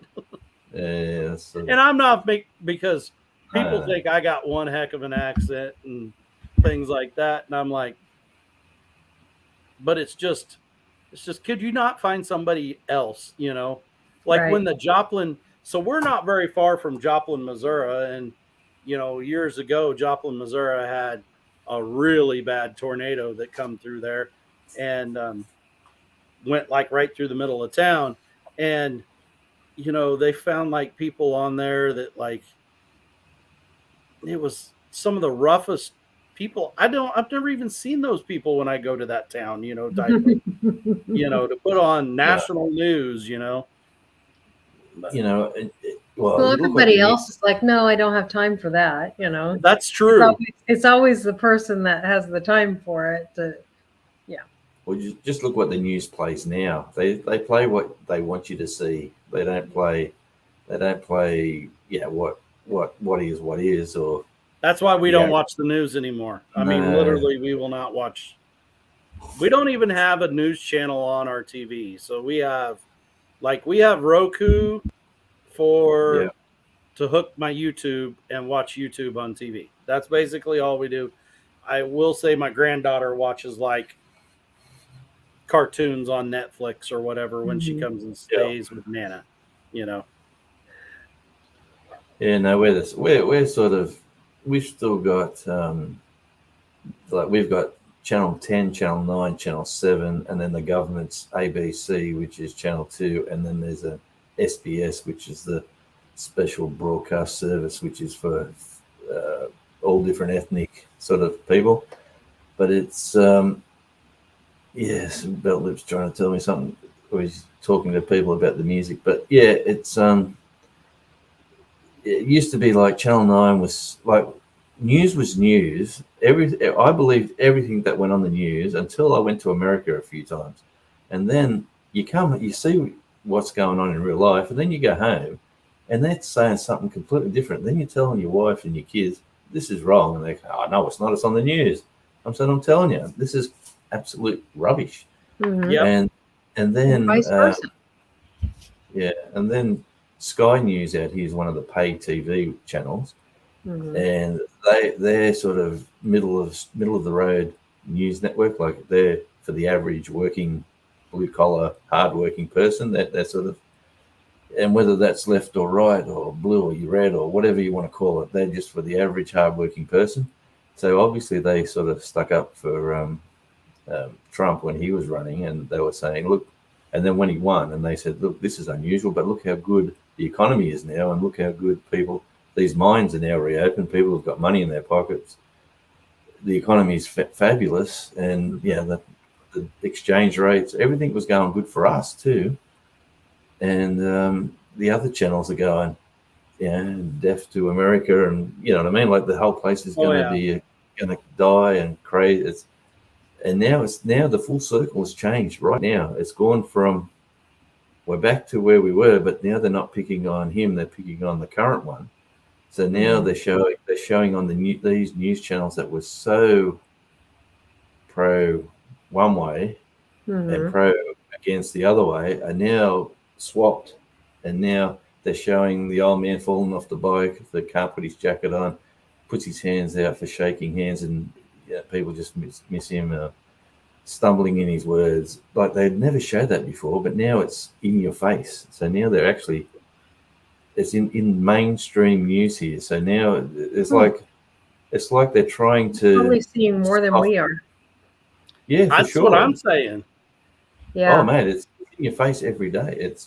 It's to me as an outsider looking in, I'm suggesting that they're softening the blow for a change, or they're doing something. If everything is corrupt and funny, like everyone sort of thinks it is or claims it is, I'm sort of under the impression that there's going to be a change shortly, because they've really gone from good boy, he's a good old boy, to now he's a clumsy old bloke who can't even put a jacket on. And that's 6 o'clock news now. Dun, dun, dun, dun. Yep. Today, Joe Biden getting off his aircraft or helicopter struggled to put his jacket on. I said, boy, and he holds the keys to the nuclear power. Then they'll go to China. They'll talk about something else, but they've already put the knife in once. Yeah, And exactly. That was never done before. So it's interesting. Like, Well, I'm just an observer. Morning, Annette. Good to see you. So And sorry for bringing the chat down to that. No, that's okay. No, it's always interesting to see how America's portrayed in other countries. I agree with that. I mean, Yeah. I like to hear the difference between what we see and hear here and what other countries are. I was talking to somebody from Switzerland and what they were saying about America, and I was just like, well, let me tell you how America really is. Yeah, exactly. And they were like, whoa, oh, okay, it's not that bad then. Yeah, you got to be there and see it. Yeah. And then you bring that knowledge home and you go, well, this is what's going on. Mm-hmm. And then you start realizing that certain broadcasters are saying sort of truths, and where people were shooting them down this end, and then you go, mate, this is more fact than fiction. I can tell you that for a fact. Like you want to go over there. And then for an Australian to bag out another country, unless you've lived there, been there, supported it, whatever, you really haven't got you Yeah. shouldn't have a say in anything, because And it's vice versa. I shouldn't be saying anything about your country I don't know about either, unless I've actually experienced it either. we've just changed parties now. We've gone from a Liberal Party, which is more like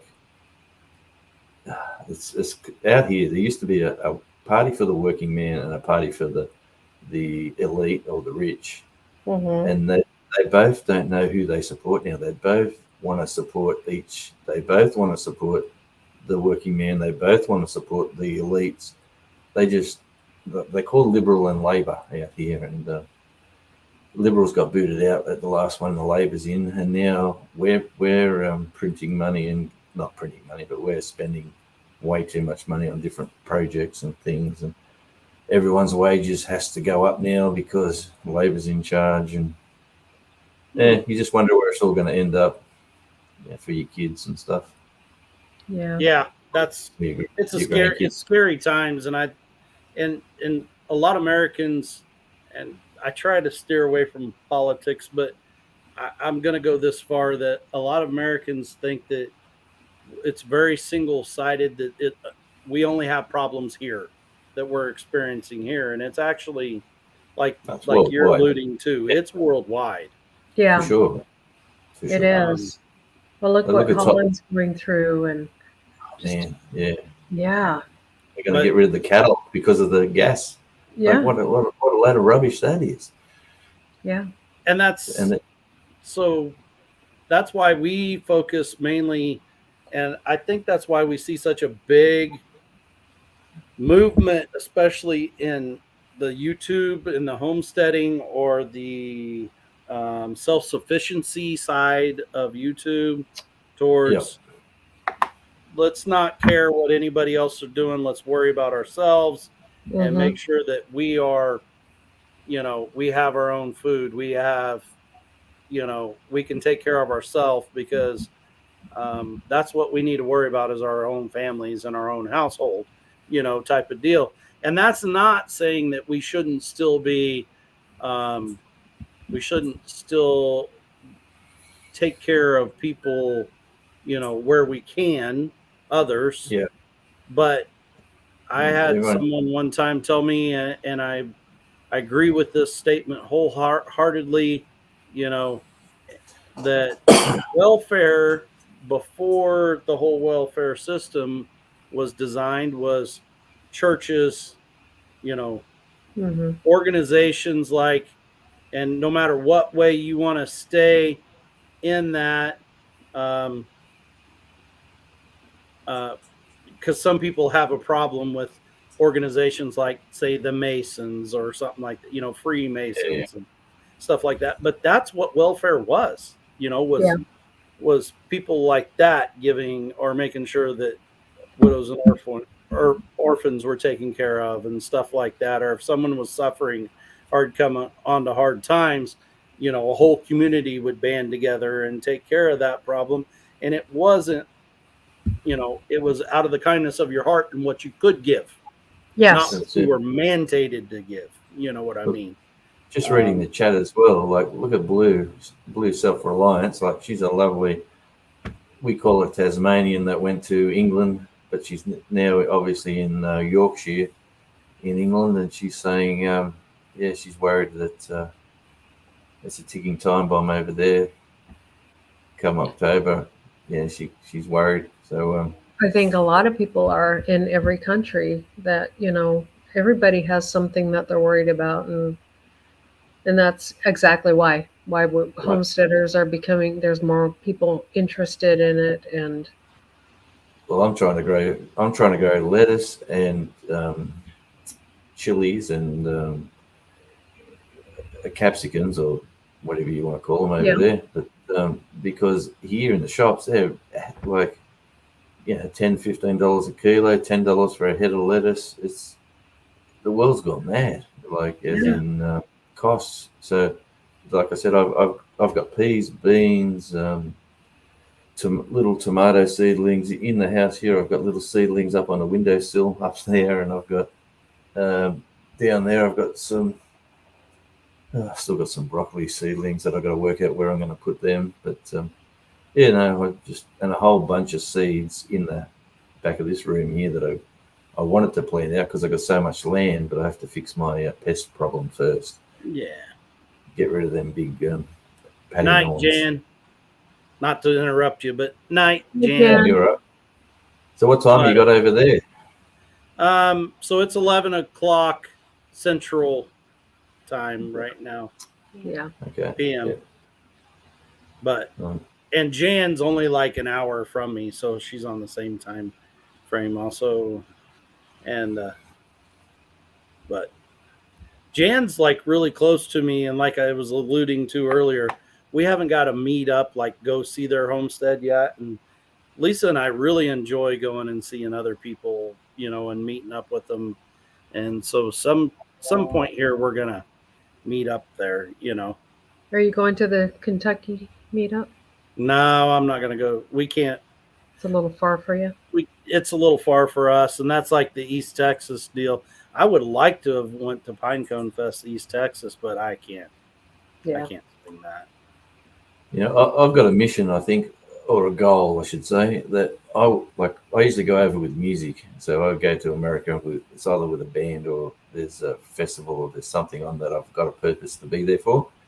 I'm sort of saying to my wife, I said, we should go on a trip and just go all over America and see our all my YouTube friends, because she just sits inside and watches. She doesn't participate just for the sake of traveling around, you know. Yeah. It'd be interesting to go to so many different locations just to touch base, and you know, you could actually, if you were smart enough, you could even write it off as a tax write-off if you're earning income. If you're earning income from it, so yeah. Blue, the it's pinned to the top, Blue, if you want to come up. But she's saying Nana she's not saying streaker.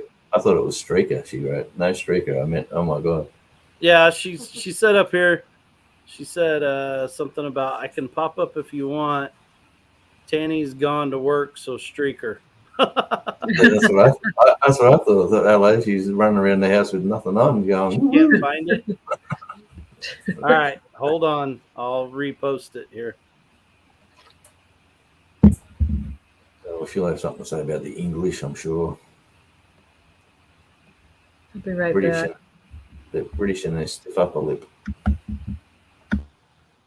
All right. Well, I'll be definitely coming to Vegas, Tom. So look out, mate. When I get there, I get hungry. hi, Tom.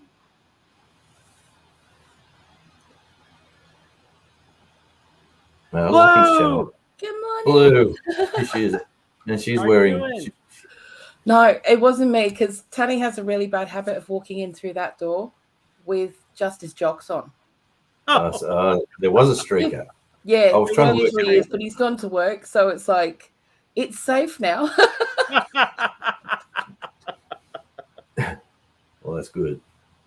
Thanks for coming in, Eric. We appreciate it. Bless you.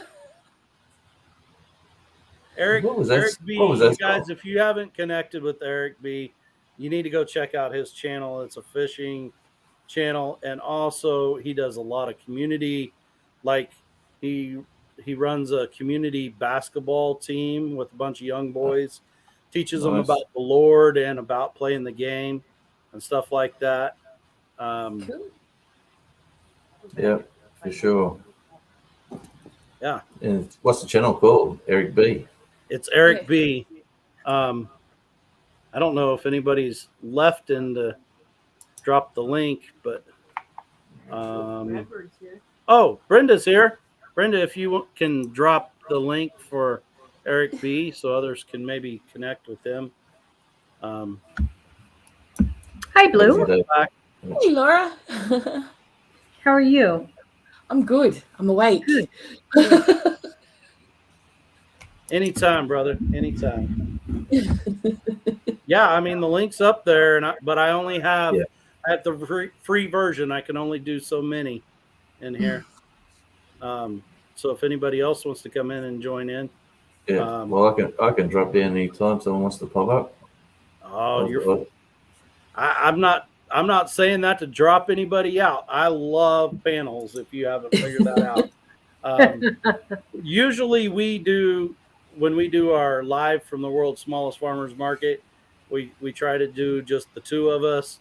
But I still enjoy it when people come up on panel once in a while. I try to do it like every 3 times or so. I'll have a panel, and I just enjoy talking with other people like this. It's not just me as a talking head and trying to think up something to say. You know what I mean? Right. Try doing radio, mate. Oh no! It's I mean, I could do it because I could talk about the music or something like that, or what's going on. But you know, there's always believe it or not, there's always a second person behind the scenes doing producing, and they're feeding you the information that you should be talking about or taking calls and doing all that sort of stuff. So yeah, it's never usually one person by himself. And that helps. Hi, Rebecca. Hello. Hi, Rebecca. How you Can guys we meet doing? again? Yes, we meet again. We meet again. Yeah. We're kind of outnumbered here. And if I pull this back over here where Nana, then we're really outnumbered. Yeah. There's always room for 2 roses between a few thorns. Hi, Boo. When I seen Boo come up, I wanted to come up. It was like, Oh, bless you. like I said in your chat, you make me smile. Oh. So You really Blue, do. you like, not to like put all the focus on Blue for a second, but I'm going to because it's my live and I can do that if I want. But I didn't know you had another channel. When did you make another channel? I've had it for ages. I used to do like I've got 3 channels. One that is for my gaming. One that's my random thoughts in the morning. That's morning. And my general channel. Yeah. So I like hook setted that other channel because I seen the post on Facebook and I'm like, ooh, I gotta go check out this one. But I'm just gonna pop away for a sec. Okay. Yeah, it's just I used to do that little segment on this channel, but I felt that it didn't really fit with what I was doing here. So I wanted to give it its own space. So that's what I did. Yeah. And there's some ways, some things that I've actually thought about. Maybe I need to start a different channel about. But I can barely handle this one, let alone add another one. You know what I mean? So until I get better at my craft when it comes to this, I'm not going to add anything new. Yeah. Redbird's asking, what's the name of your other channel? It's called Morning Moosins. But it's not spelled like morning. No, it's spelled morning and moosins. It was very poignant. I love the one. I think it was the last one that you put out. I really liked it. So yeah. I'm kind of some of them get a bit deep and some of them are just random babble. Yeah, but that's so me. I mean, yeah. That's like Lisa can tell you that's me. Like 1 minute I'm going to be like extremely deep what I'm talking about. The next minute I'm going to be like a cartoon character, or I'm going to be quoting some movie or something like that, you know, and singing a song, or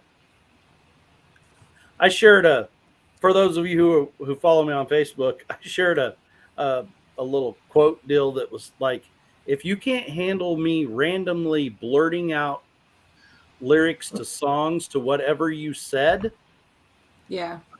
then you can't handle me because I'm that guy. That's me usually. Yeah. See, I that do too. that and movie quotes, but see, that's a very autistic thing for me. I just pick stuff that I know that sounds right at the time. Mhm. So, yeah. Type it in the chat. Brenda says, "Can you type it in the chat so she can link it?" She said, I can't. Okay, give me a She can't. I second. couldn't hear her. Couldn't quite hear you, so That's all right. she said she'll find it for you. But yeah, that's so like if you're familiar with the Office US version, that's like something that I used to watch continuously before I got into YouTube. And so my co-instructor and I will just randomly quote something from the Office during class, like when we're teaching, and like all our students are like, "What?" So it's an inside joke thing. But usually by the end of the time that the students are with us, all of a sudden they're all watching The Office so that they'll get our Mhm. little references. So what do you teach? What do I teach? Yeah. Okay, so yeah, there's the channel, Brenda. We just typed it in. But I teach people how to work on tractors and equipment Oh, nice. for a very large brand that is like green and yellow and has a running animal. Uh-huh. Mhm. Oh, Like my Mabel. Yeah. Yeah. So I do that She's at a green. college level. Okay. Not that I'm like and I'm not patting my own back. I'm not they call me an instructor. I'm not, people that are friends of mine, they make fun of me and call me the professor and stuff like that. And I'm Mhm. not, I'm just a guy that knew how to do all that and liked to talk to people. So Yeah. I get I that. know Raquel loves picking on me that it breaks down a lot. So that's why I'm teaching others. But But they're good skills to have as well because, yeah, 90% of mechanics you can do yourself. that's right. And, my program is one of the few in our college that's like got a waiting list to get into. It's like busting. We're capped at how many can be in our program. Now, are you just teaching people that are going to work at the stores that go out? And this is funny that we're talking about it, Laura, because up until about a month or so ago, I was like, I'm gonna definitely keep this like wall so people don't know what I do, and stuff like that. And I've kind of opened up about it a little bit. Yeah. But so they have to be sponsored by a dealer in order to even be in my program. Oh, okay. So 95% of them will have a job when they graduate. I could say 100%, but you always get that guy that doesn't want to show up every day, won't stay off his phone, can't cut it in the classroom type of situation, But there's a couple of big birds flying around. I'm just trying to capture them, but I can't seem to get them. Every time we get the camera right, they fly away again. What did they do to you in an earthquake or what? Oh my God, no! Oh, seasick. Well, they're landing in the gutters. They're landing in the gutters just up there, and then they're flying to the fence line. Oh, then they go into the tree, and then they're doing a loop. So I don't know what they're eating, but I just thought it'd be cute to catch them, but they're too quick for me. They're cleaning your gutters. That's a good thing. That's right.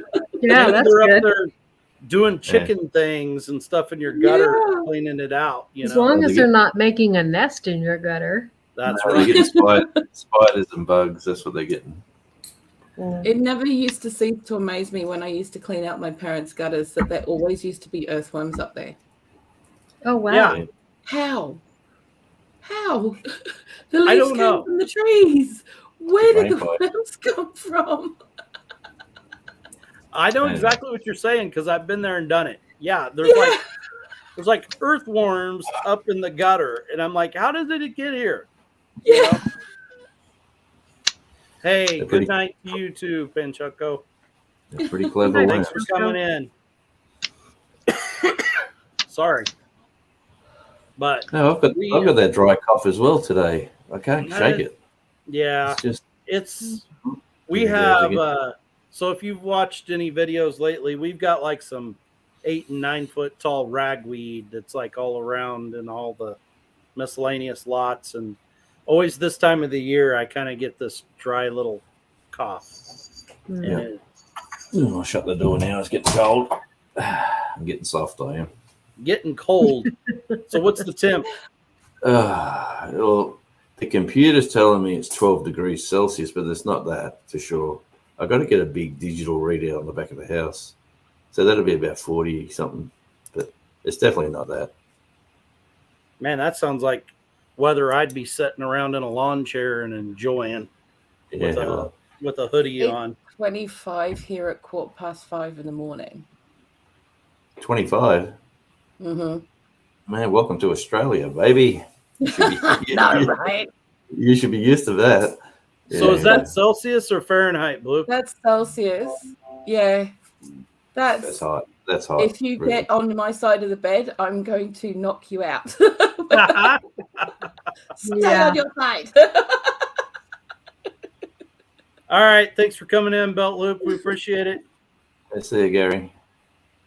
The I tell you what, I've never had an electric blanket my whole life until I moved to Tasmania. Now we've got an electric blanket. You turn it on about half an hour before you go to bed, and it's the best friend in the world. You go, Yeah. I love this bed. Yeah. That's how old and soft I'm getting. Yeah, We back all in the get days- there someday. Because Tanny actually kicks there. He's like a walking radiator. So I just make him go to bed 10 minutes before I do. This is familiar. No, This is this lady over here.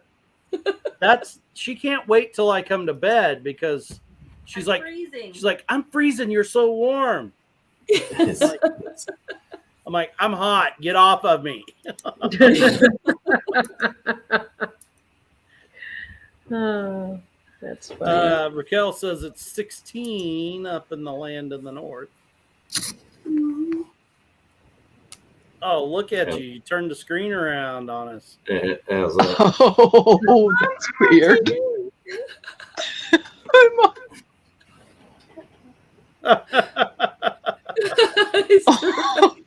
A little weird. 71 degrees here. I got Yeah, 93. Brenda, that's about what it was here today. Brenda at Red Barn says 93 today and 94 tomorrow.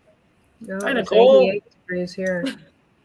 We've actually cooled down a little bit here in Tennessee. Nice.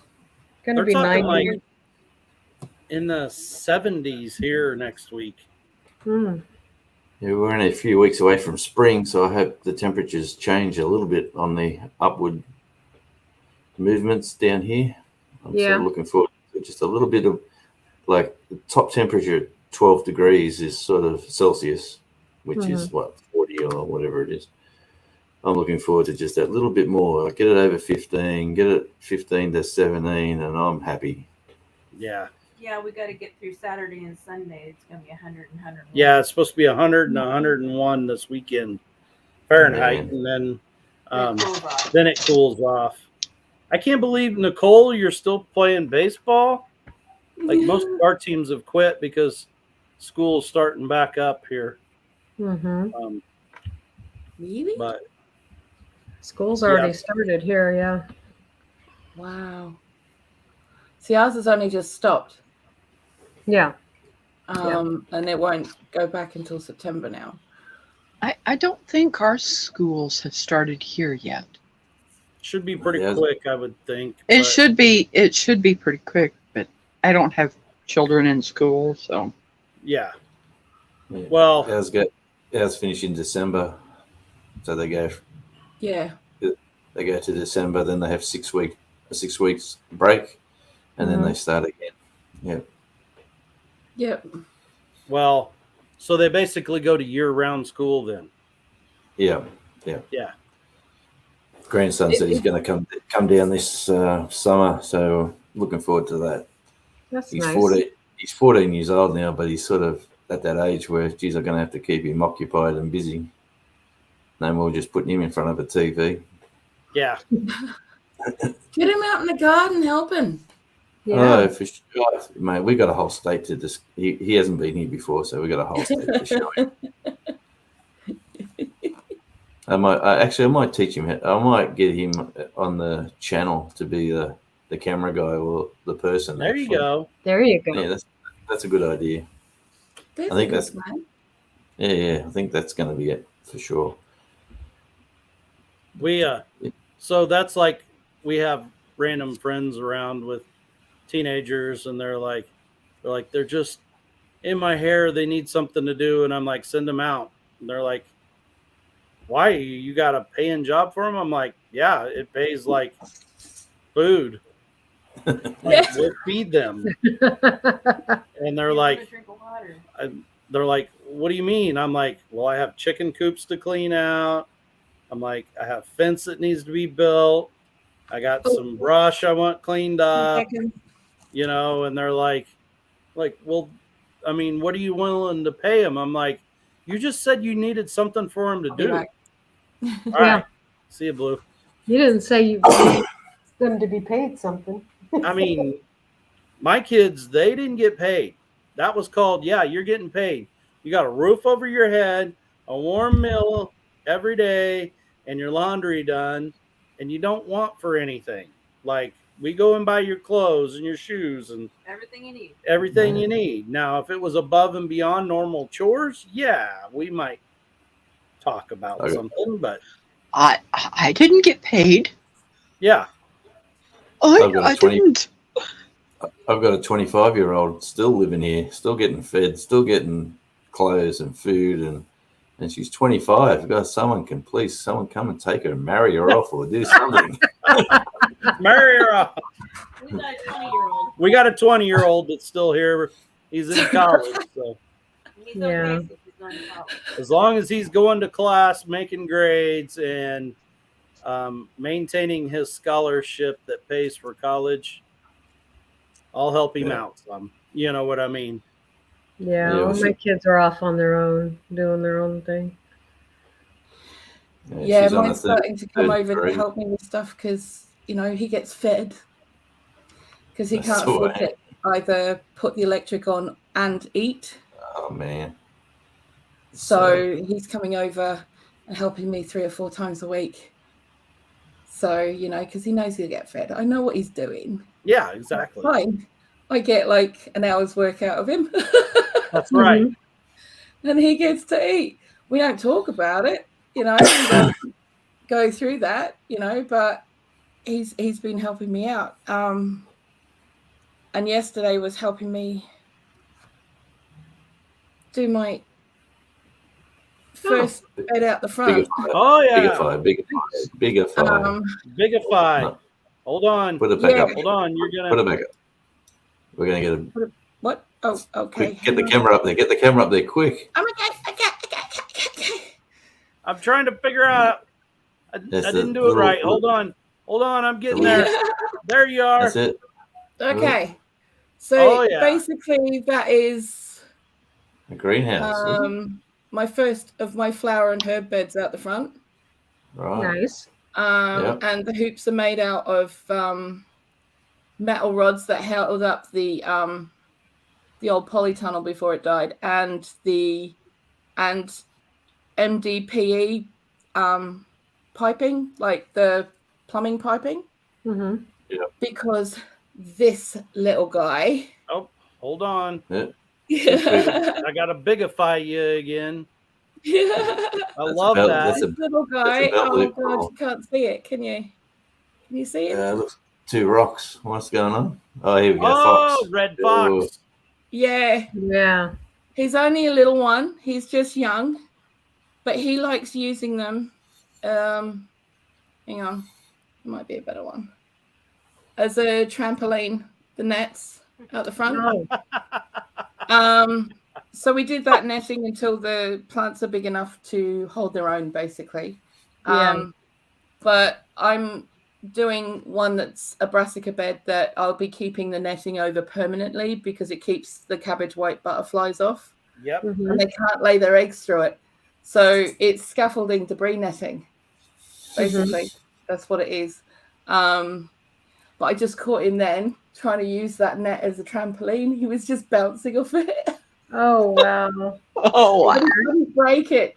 So I'm like, yes, we've done it. So that means now I can put the other beds in because we're going to put them lined up in front of each other so I don't have to cut the net at this point so that it's harder for him to get into the things. And you can save it from the caterpillar. Yeah, exactly. Yeah. So it protects the plants for, but when they need to be pollinated, obviously we'll have to hand pollinate possibly. But that bed's just basically cottage garden, so it's like got foxgloves and all sorts of flowers and herbs. I'm not used to growing flowers. I don't normally do that. It's not We a don't thing either. I do unless they're But like we- edible or medicine. So, but I thought being out the front, it might be nice for us to have a few pretty flowers. little flowers. So we planted Governors. for the first time. We companion planted marigolds with our tomatoes because it said it would keep away the tomato hornworm. Yeah. And so far, knocking on wood here, we haven't found one yet. That's And- awesome. But it's That's getting cool. ready to flower right now. So it took it forever to get big enough, and now we're Did just you now start it starting to from get blooms. seed? Mm. Yes. Yeah. They take forever from seed. You have to start them way ahead inside marigolds. They take forever. They were the one thing that in all this 100-degree weather, the rest of our garden's like suffering, and they're just they must Yeah. be like a weed. They just kept growing and kept growing, and Yep. they just loved that heat. And I'm like, oh, well, I guess Yeah, they're good going to to come know. on finally, Mhm. And we've also figured out that our chickens have annihilated our Brussels sprouts, our cabbage, our kale, Oh, no. our free-range chickens, but Yeah. they don't like the flowers. Mm. Like No, they you're will gonna not have to touch get them. yourself a netting, a brassica cage for them. I Yeah. think we're just going to turn them into chicken and noodles instead. Well, hey, whatever works. Whatever works. All right, Brenda, thanks so much for being here. Appreciate it. You have a I good think I'm night. gonna go too. I gotta go to bed. All right. Thanks for being It in, was Laura. really nice being on here. Thank you. Yes. Thank you Bye, so Laura. much. Nice to meet you. Bye, Laura. Nice to Bye, meet Yeah. you. Laura. Yeah. But Dale, Yeah. are you part of that collab that's going on in Kansas? the growing towards self-sufficiency gathering, Yes. Yeah, yes. I'm one of the main organizers of that. Okay. Good. I was thinking you were. I was like, Yeah. I'm going to be there. Good. Yes. Good I'm deal. going to be there. I've got a sister that lives in Ottawa Yep. that I'll probably go up the day before and stuff. And Yep. We met Stay her here. on here yeah, Judy. on a live one night. Yep. Yeah. Yeah. So that was kind of the growing towards self-sufficiency gathering was kind of started by me by asking questions to the Pathways Homestead. And then we got growing towards growing. What is it? Gathered Together Homestead. Together, Goodness. we met them. Blah, blah, blah. But anyway, we met up with them, and so the three of us started talking, and we all had felt led to bring something like that to this area. So I'm the one providing the fairgrounds where it's at because I'm the fair board president there. And okay. I'm doing a talk. Gary's doing a talk. We'll have panels there talking about different subjects. So, and Glenn and Jess will be on panel. But they had exciting news this week. Did you guys see that? They're expecting number 4. Yep. Well, I guess I'm going to need to reach out and make a baby blanket. Yes. You know, it's what I do. It keeps me from literally being bored because I am disabled and stuff. And it's like, hey, you know, it gives me something to do. I get it. That's awesome. You know, and of course they don't know what it's going to be yet. No. But I said, when is the new little one due to hatch?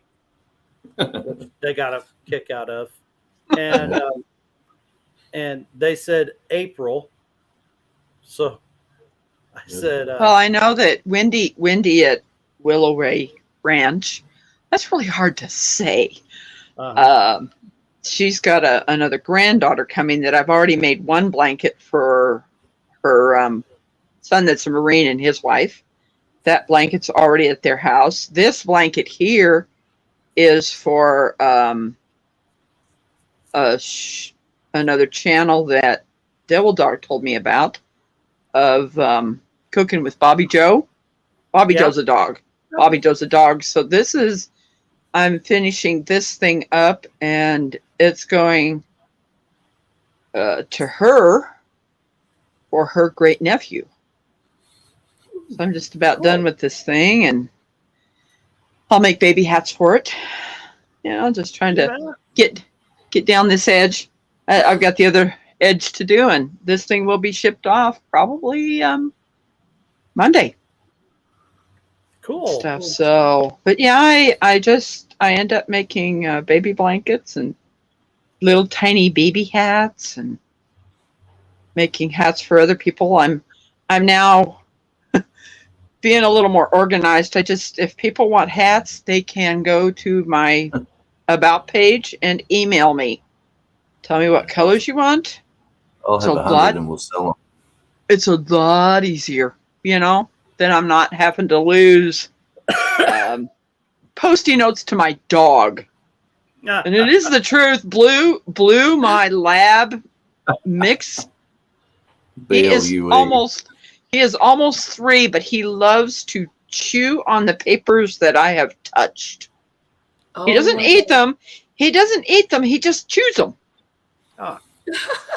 Now, what'd you say, Jonesy? BLUE, I hope that dog is called. It's pronounced. Yes, it's blue. He's, as people say, hey, he's not blue, he's black. But I named him Blue. That's what you do.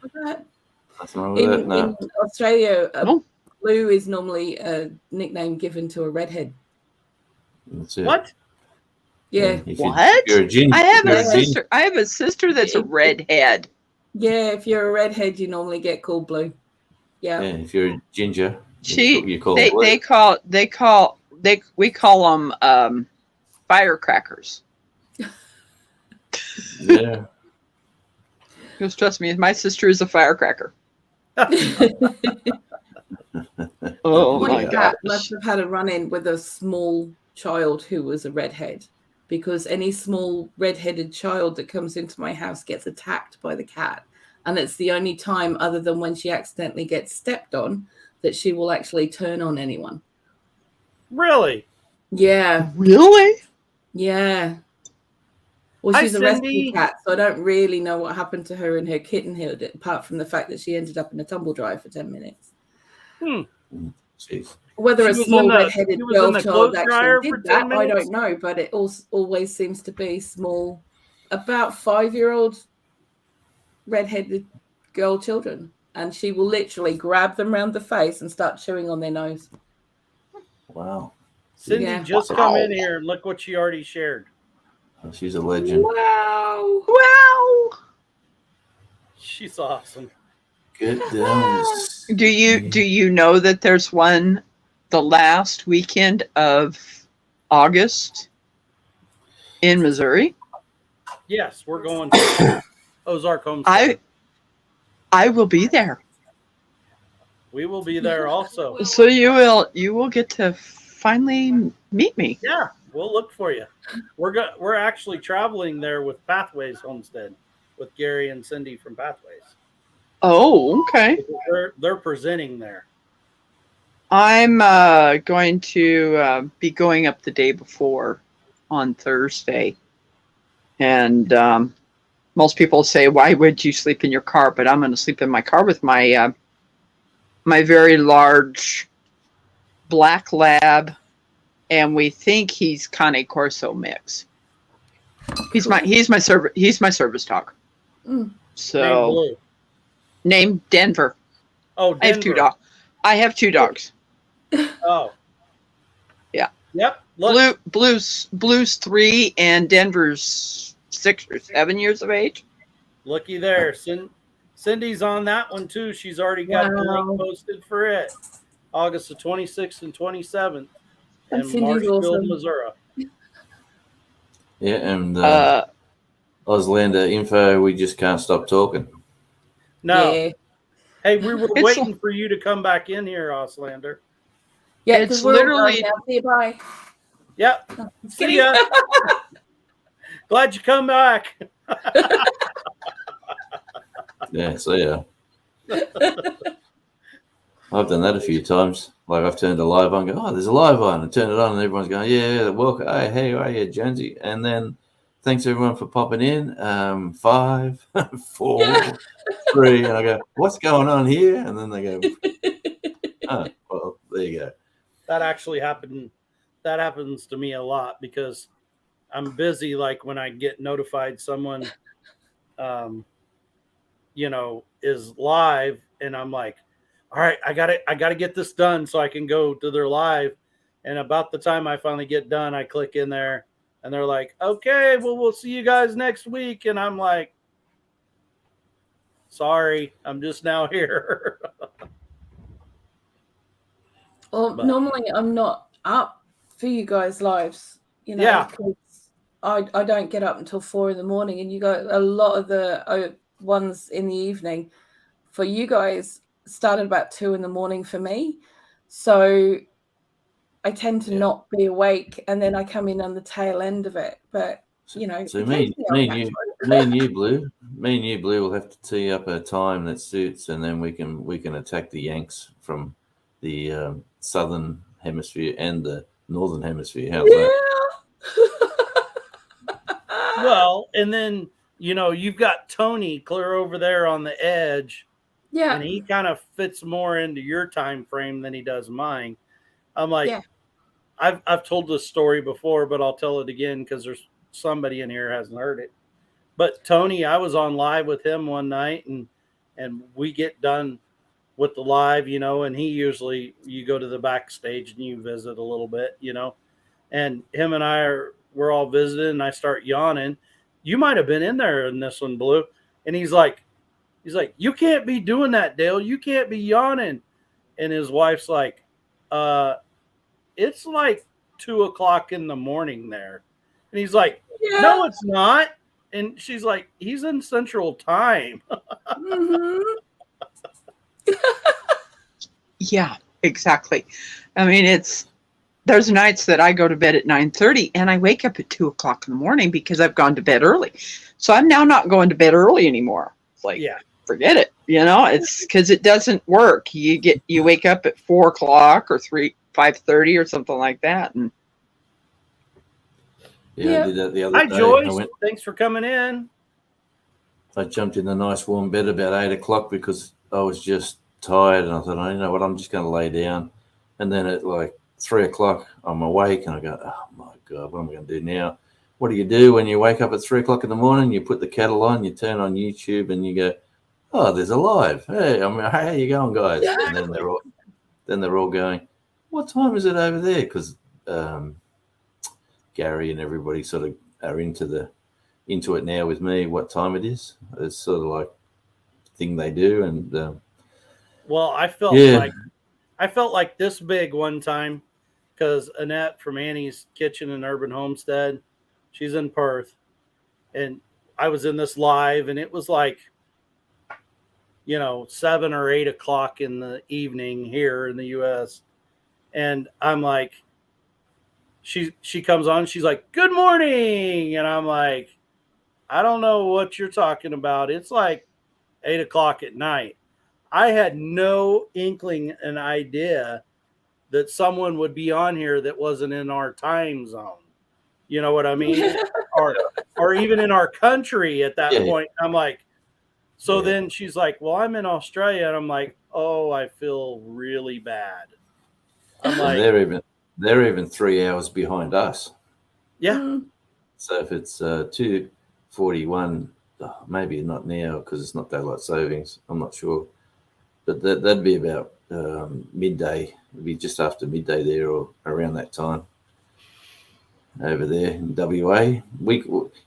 They want to their premier there, so we should succeed from the rest of Australia because we've got all the minerals, all the royalties from all the mining. We put so much money into the economy, and we only get a little bit back from the federal government. And they're saying, we should go it alone. A lot of people over here said, yeah, you should.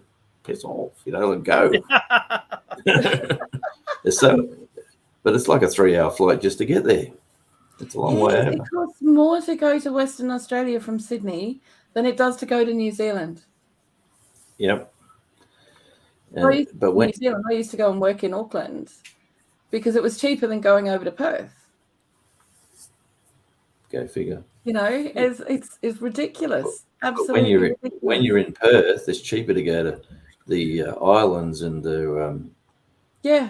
all those lovely places to go overseas. You're going to get drunk here for a minute. My computer's going dead, so I got to go over where my charger is. Hold on. Okay. There's a little wannabe country in WA. Oh, that's right. I think I remember that Auslander. He tried to succeed from the Commonwealth and have his own little country in Western Australia. I sort of recall. There is a guy who's actually done that, and he found a loophole, and he's actually become a lord in his own right, or a country owner in his own right within Australia. I heard about that. Yeah, it's for real. It happened, I think, back in the 60s. And I remember it being on 60s. His plot of land is actually not Australia. It's almost like embassy entitlement. Yeah. Yeah, and he's got his own currency. He's got his own tax system. He's got everything. It's so funny. He has his own flag and everything. Only in Australia. But he found a loophole because he wrote to the Queen 3 times and signed it as Lord so-and-so, and she replied to Lord so-and-so. And at the time, because the loophole has now been closed because of this guy. So now he's like the only one that could do it, is what you're saying. Because he found this loophole and he did it, and he declared his land as sovereign territory. Yeah. Yeah, and Cindy Brown says this is why Australians and Americans get along so well, because we have equal crazies. I don't know that that's just Americans and Australians. I think you pretty much find that no matter where you go. Oh yeah. I just don't think that we realize it because of our language barrier with others. You got to remember Screaming Lord Sutch over here, who started the Monster Raving Loony Party. You know, utterly bonkers. What they call eccentric over here. It's not crazy. It's eccentric if you have money. That's a real party. If you're old or you have money, it's eccentric. It's not crazy. But he started the Monster Raving Loony Party and actually got 6 seats in Parliament. You're joking? No, not at all. I've actually got a friend who is a minister within the Monster Raving Loony Party, and he holds a seat in London. In part of London. Yeah, it's so funny. It's brilliant. It's crazy. I'm sorry. I hope I didn't make you sick. No, I chose to look away. Reading the chat. No. I know Mitchell was talking about not to really worry about the tractor tires that I have in my front yard, to just go ahead and plant my food in it and not worry about it. Just do it. You know? That's right. You know, just stay away from the edges and just plant in those. The bad thing is that I'm going to have to put some kind of fence up around it because my dogs like to get into my tires. You know, I'm like, you need to stay out, boys. We used to put water in them and put yabbies in them, and they'd grow. There'd be all sorts of yabbies in the tires. They're living away happily. They'd jump out and eat the grass, and then they'd jump back in the water, and then they'd multiply. And it was like my father used to do that. In fact, Blue found some baby bunnies in one of the tires. He did not kill them. He ended up putting them in his mouth because he is a lab mix, and he brought them to us. He brought them to us, and then my brother, he says, "Okay, give it to me," and he put it in his hands, and I says, "Ronald, just take it outside the fence and put it on the outside of the fence," and they didn't come back in. And the bunnies did live. I was like shocked. You know, their eyes were open. They had their hair on them and, you know, their fur.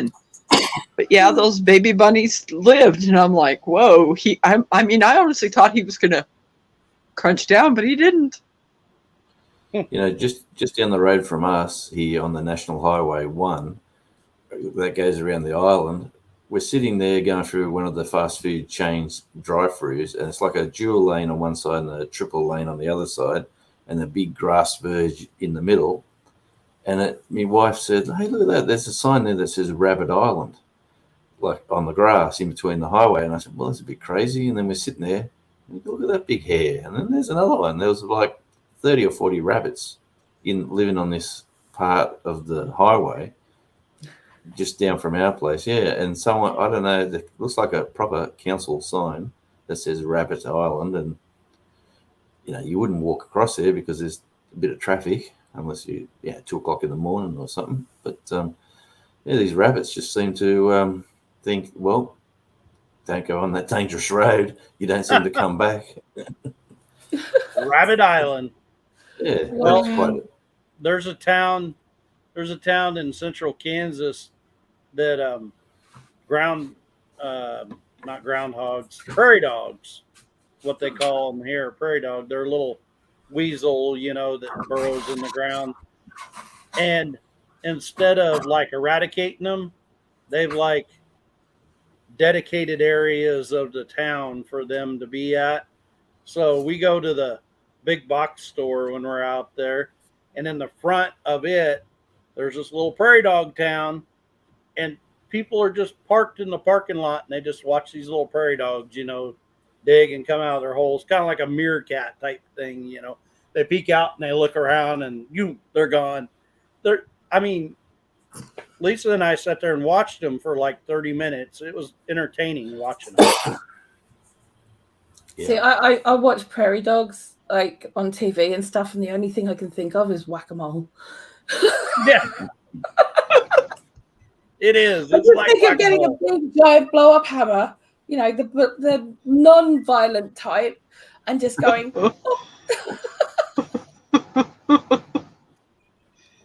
Yeah. Hi, Barb's Country Home. Oh my Hi, goodness. Barb's Country Home. There was one time in a chat that I did not see that she said hi to me, and she said it's been 1,000 times that you have not noticed me, and I'm going to make sure that I notice her every single time now. Oh, bless.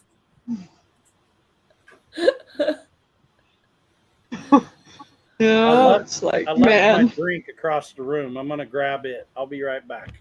Okie dokie.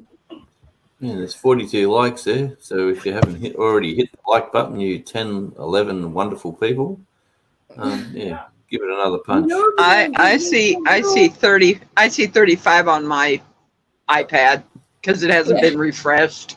I don't know how to refresh it. It's all good.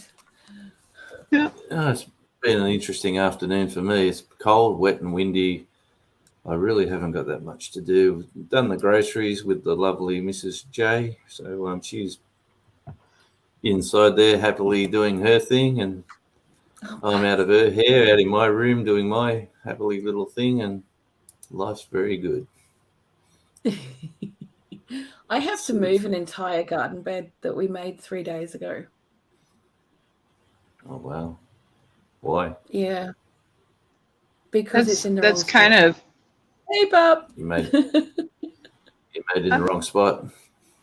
Yeah, we've discovered that we thought I'd only got the short width scaffolding debris netting, but it turns out it's 3 meters wide, which means that because the beds are like 2 meters wide, I can put 3 beds parallel to each other down the front yard and cover them without cutting the net.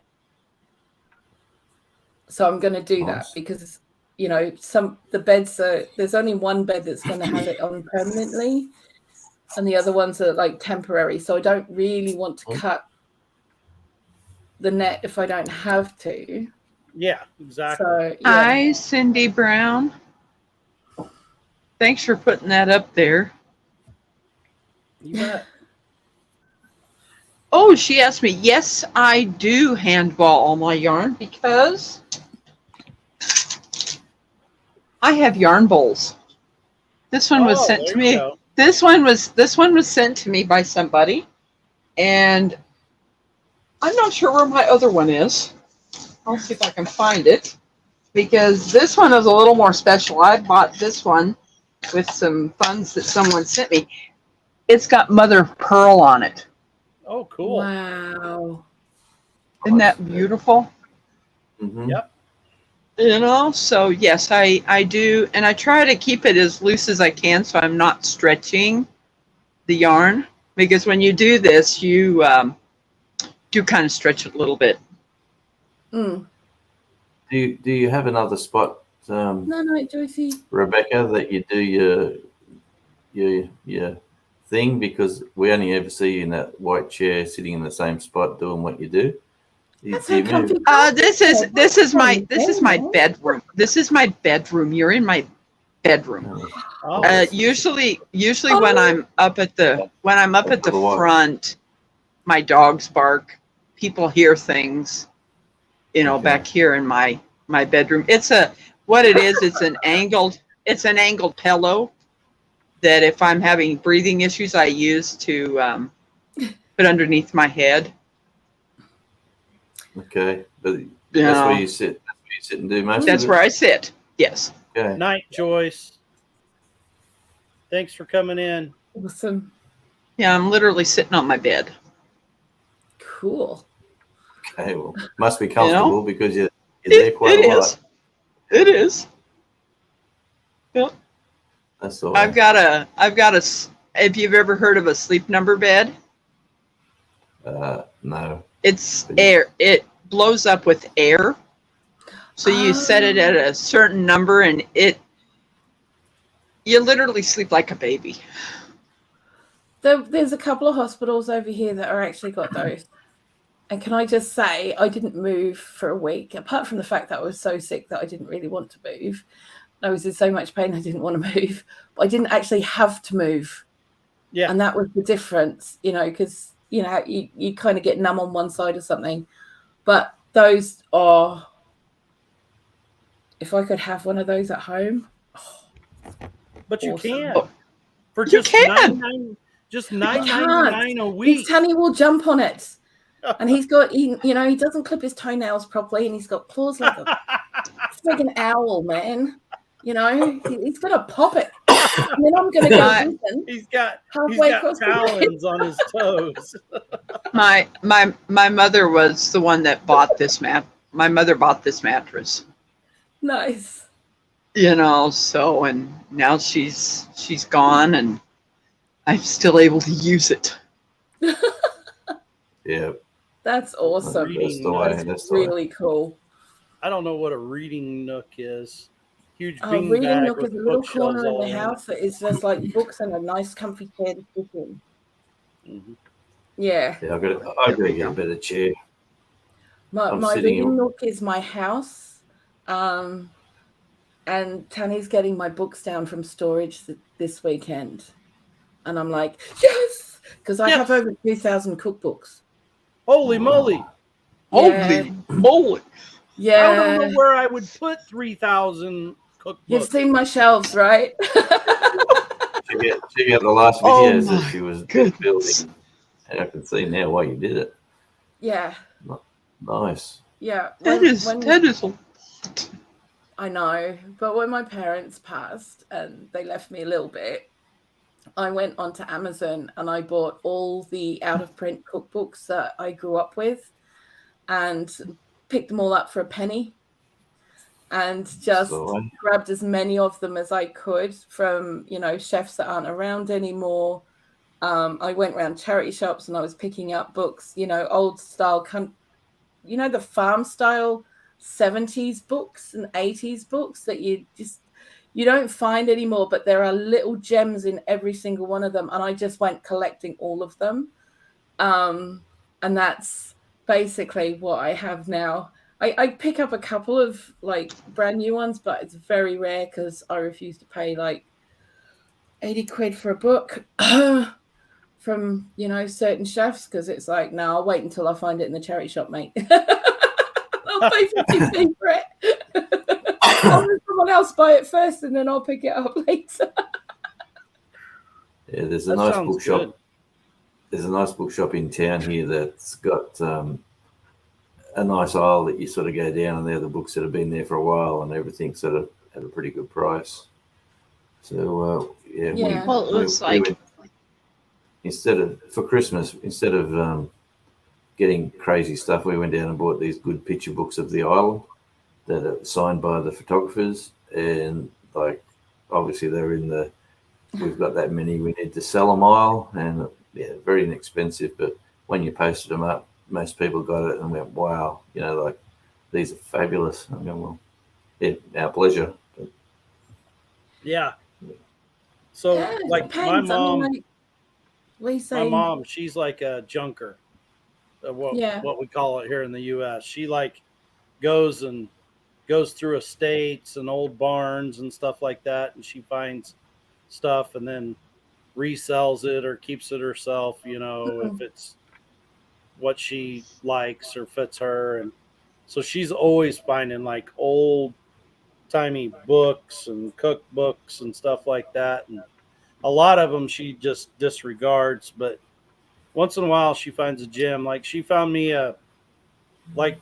so we talked about how I'm teach mechanics and stuff like that. Mm-hmm. She found me an old shop manual for a really, really, really old tractor.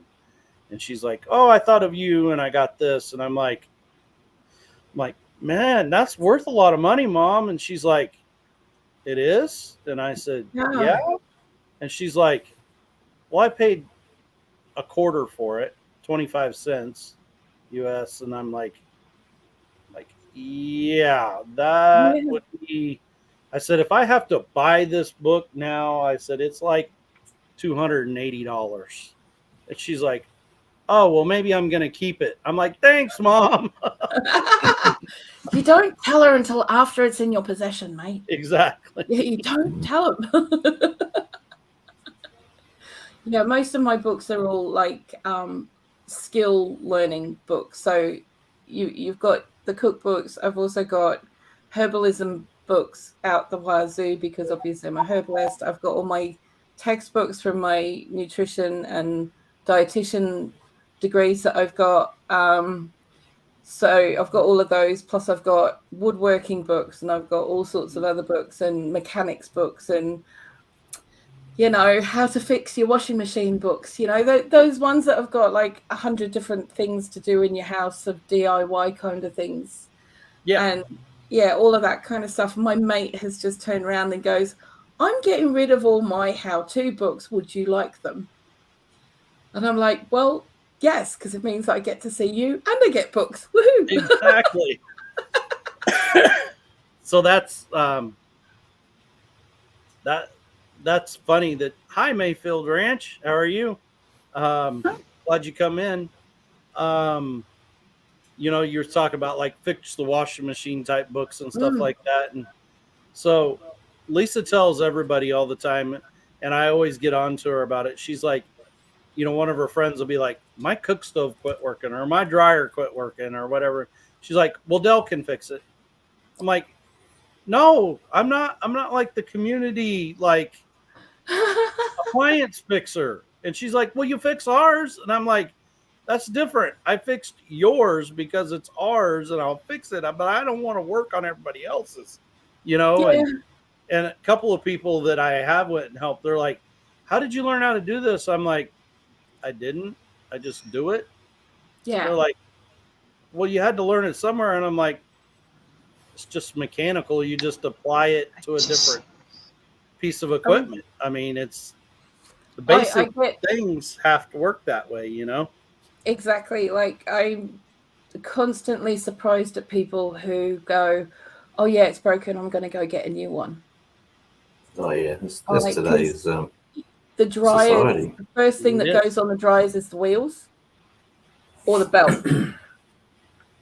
So you got those two, and they sell them together as a package. Exactly. It costs $20 and half an hour's work to fix it, compared to 400 quid for a new dryer. Exactly. When our washing machine went, it was the brushes, because it's a front loading washing machine. The brushes are always the first thing to go. It's similar to a dryer, and £8 for the parts. It's not. It's just taking that, and we double checked with YouTube because there are manufacturers' videos on YouTube.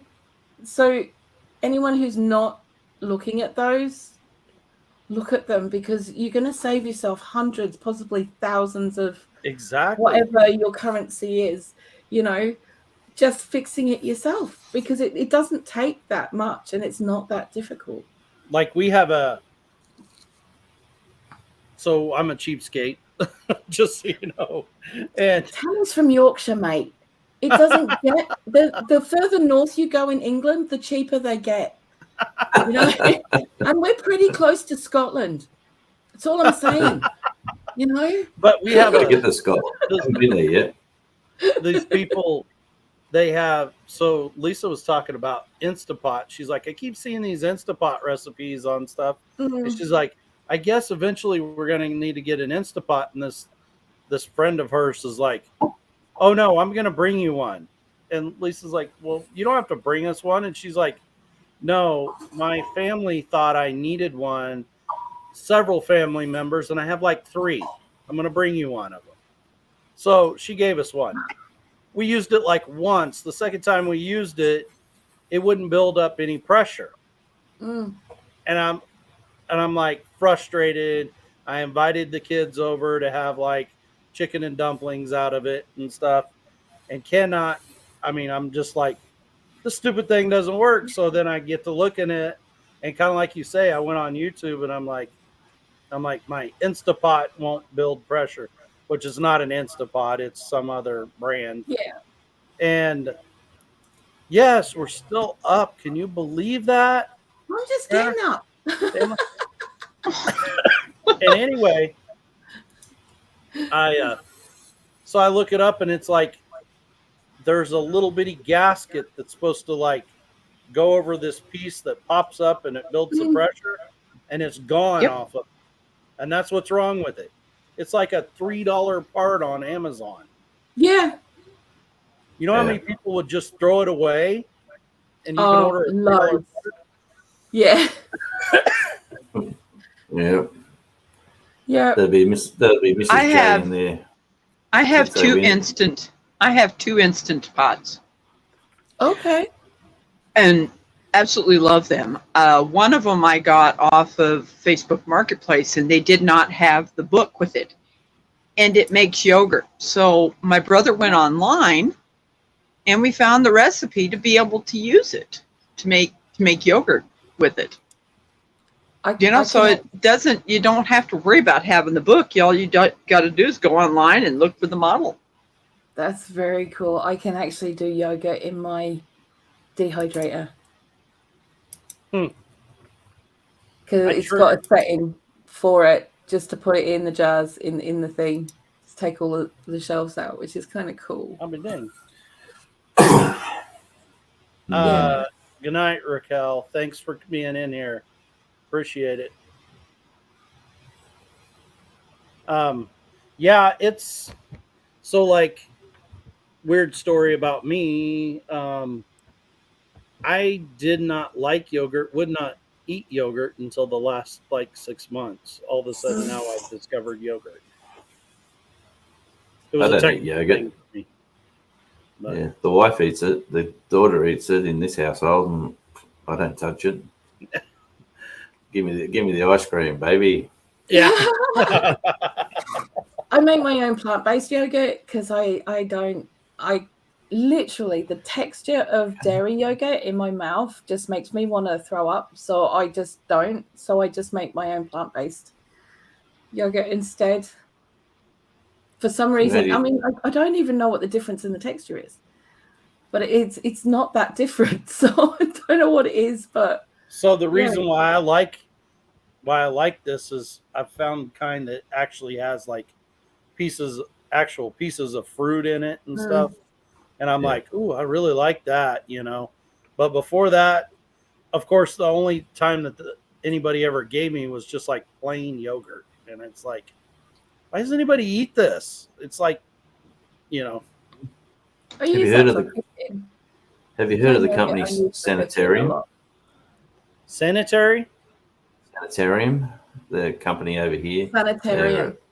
No. They're a health food sort of a company run by the Church of the Seventh-day Adventist. And it's a friend of mine worked there, and he used to bring home and bring to our place food that they make there, you know, and he brought me over this it's called not bacon. You know, like it was artificial bacon. I don't know what it was made from. It even had a fake fat rind around the outside. And I said, well, why would you not eat bacon and then pretend to eat bacon if that's your belief? You know, like he said, oh, everyone likes egg and bacon. And I go, well, yeah, of course they do. And then it was just in there, yeah, they don't eat meat, and they make substitutes for it out of soybeans and God knows what else. And but it was quite funny watching this guy come over and get really excited about cooking up some not bacon on the barbecue, which I've been blasting and smashing out steaks and sausages and God knows what. Yeah. He's cooking on the top of it, you know what I mean? Like, and I'm going, well, I'm not going to say nothing. Let him. And he's there chewing away and having a great old time, and try some of this. And I'm going, mate, yeah, okay, but geez, it tastes like cardboard, you know, like. Yeah, exactly. Yeah. But, bacon is. Bacon's. Oh. Yes.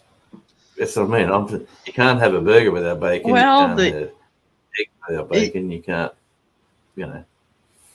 You're talking about bacon. I would rather have jowl instead. Me too. Because it has so much more flavor to it than what bacon does. I wouldn't even know what You you know. said. Jowl. What the crikey is Jowl. that? It's the meat. It's the meat along the jawline of the pig, So Okay. it's and basically it's just below the cheek. Yeah, just just below the cheek. Part cheek. of the knee. Ham.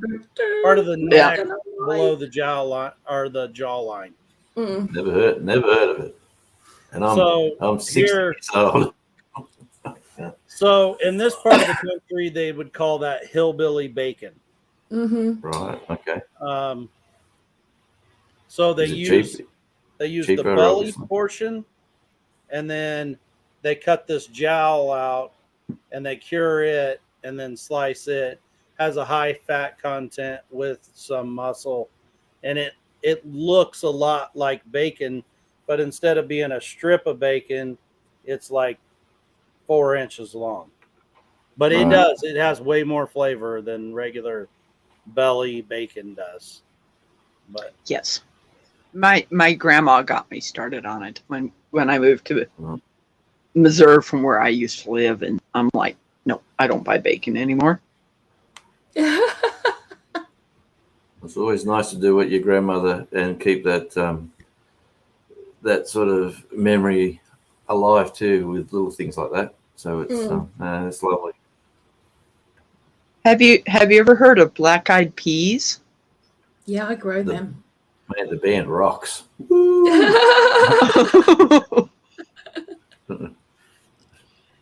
Yeah. She always No. she always said you got to have your black-eyed peas on New Year's Day, and I do every year. Mm. yeah, Okay. my grandmother, she's the same way. You have to have black eyed peas on New Year's with ham, and Wow. she won't eat chicken on New Year's Day. I'm just reading Auslander's info. Sorry about that. Yeah. Yeah, I'm Did trying you to ever stay away ask from her? that. Did you actually ever bought ask that. her why she wouldn't? Did you ever ask her why she wouldn't eat chicken on New Year's Day? Because chickens, she said, because chickens scratch the ground backwards, and you're supposed to go forward in the new year, not backwards. It's like an old wives' tale. Oh, That's interesting. That's the reason why she eats pork, because a pig Goes roots going forward. ahead. And I'm like, okay, Grandma. well, Well, you know. Auslander, we actually bought some gay times today at the shops when we went there, because the daughter said, we haven't had this is the 25-year-old daughter. We haven't had a gay time in the fridge for a while. Can you get some? I'm like, it just doesn't sound right, does it? But as an Australian, you know what it means. It's these lovely peanut breadcrumbs. Yeah, you can't get them over here. It makes me Caramel. homesick. Does absolutely- tease me they about are it all the lovely. time. Yeah, they're nice. Yep. interesting. Have a gay time. And the commercial was, what was the commercial? Anytime, have a gay time, or something like Yeah. that. Yeah, there's all these like beach scenarios. Everyone's in swimmers and bikinis, and everyone's dancing around under umbrellas, and different colors are all flashing. And then it's this big ice cream. Have a gay time. Yeah. See, caramel and vanilla, isn't it? And then it's coated in biscuit crumbs. Yeah. I Very think there's some soft, peanut- squishy ones. Oh yeah. Okay, so biscuit Please crumb. no. Biscuit crumb to you is different than to me, because biscuit Yeah. crumb to you is like a hard cookie, right? Yeah. Oh Yeah. Biscuits to us would be like dinner roll, flour dinner Nope. rolls. Scones, actually- mate. They're called I scones. could walk into the house and grab one and bring it out and show you how someone eats it. They're in the freezer right now. Oh, Don't you tempt wouldn't. me. Jonesy, you wouldn't. Don't You tempt me. wouldn't do that to me, would you? No, I've got too much respect for you, Blue. Oh, No gay, bless no gay times between us. Even that sounds weird. This sounds so wrong, but I it's reckon at some Australian. point we're going to have a live where there's, The Australian um, terminologies. the Aussie, the American, and probably me or another Brit that all do translations of food and what they're called, French. Oh yeah. or Oh yeah, words, that would be fun. and we'll have a translation live or video. We could even like film it through StreamYard or Melon or whatever. Yeah. And, See, like Oslander said here, English to English translation, biscuit or bicky equals cookie in America. yeah. Yeah, if you're so cookie- I if knew you're what cookie you out here, meant when you said biscuit, but to us, a biscuit is what you put sausage, flour, white gravy on. You know what I mean? Yeah. See, your biscuit recipe is very, very similar to a scone over here in the UK, where they just put jam and cream on it.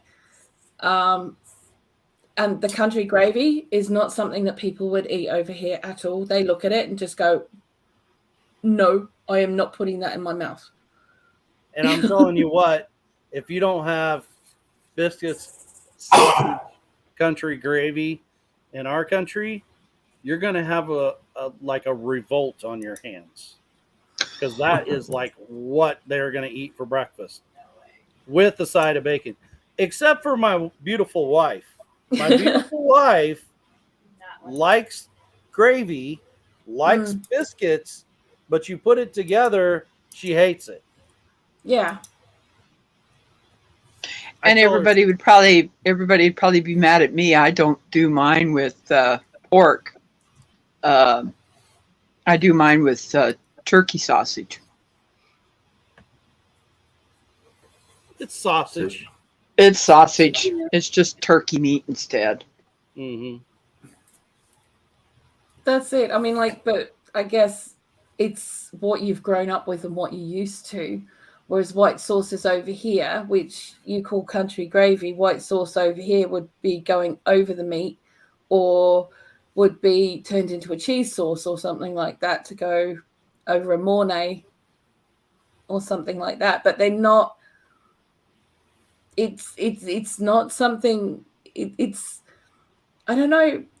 I've never found the pictures of it to be visually appealing. Let's just put it that way. I'm not going to be rude about it. You haven't. I have tried it. I've actually really enjoyed it.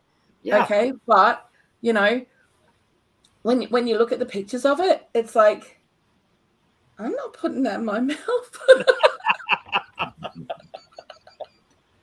Oh, it's like sheep's Do brains. you do stuffing in your turkey?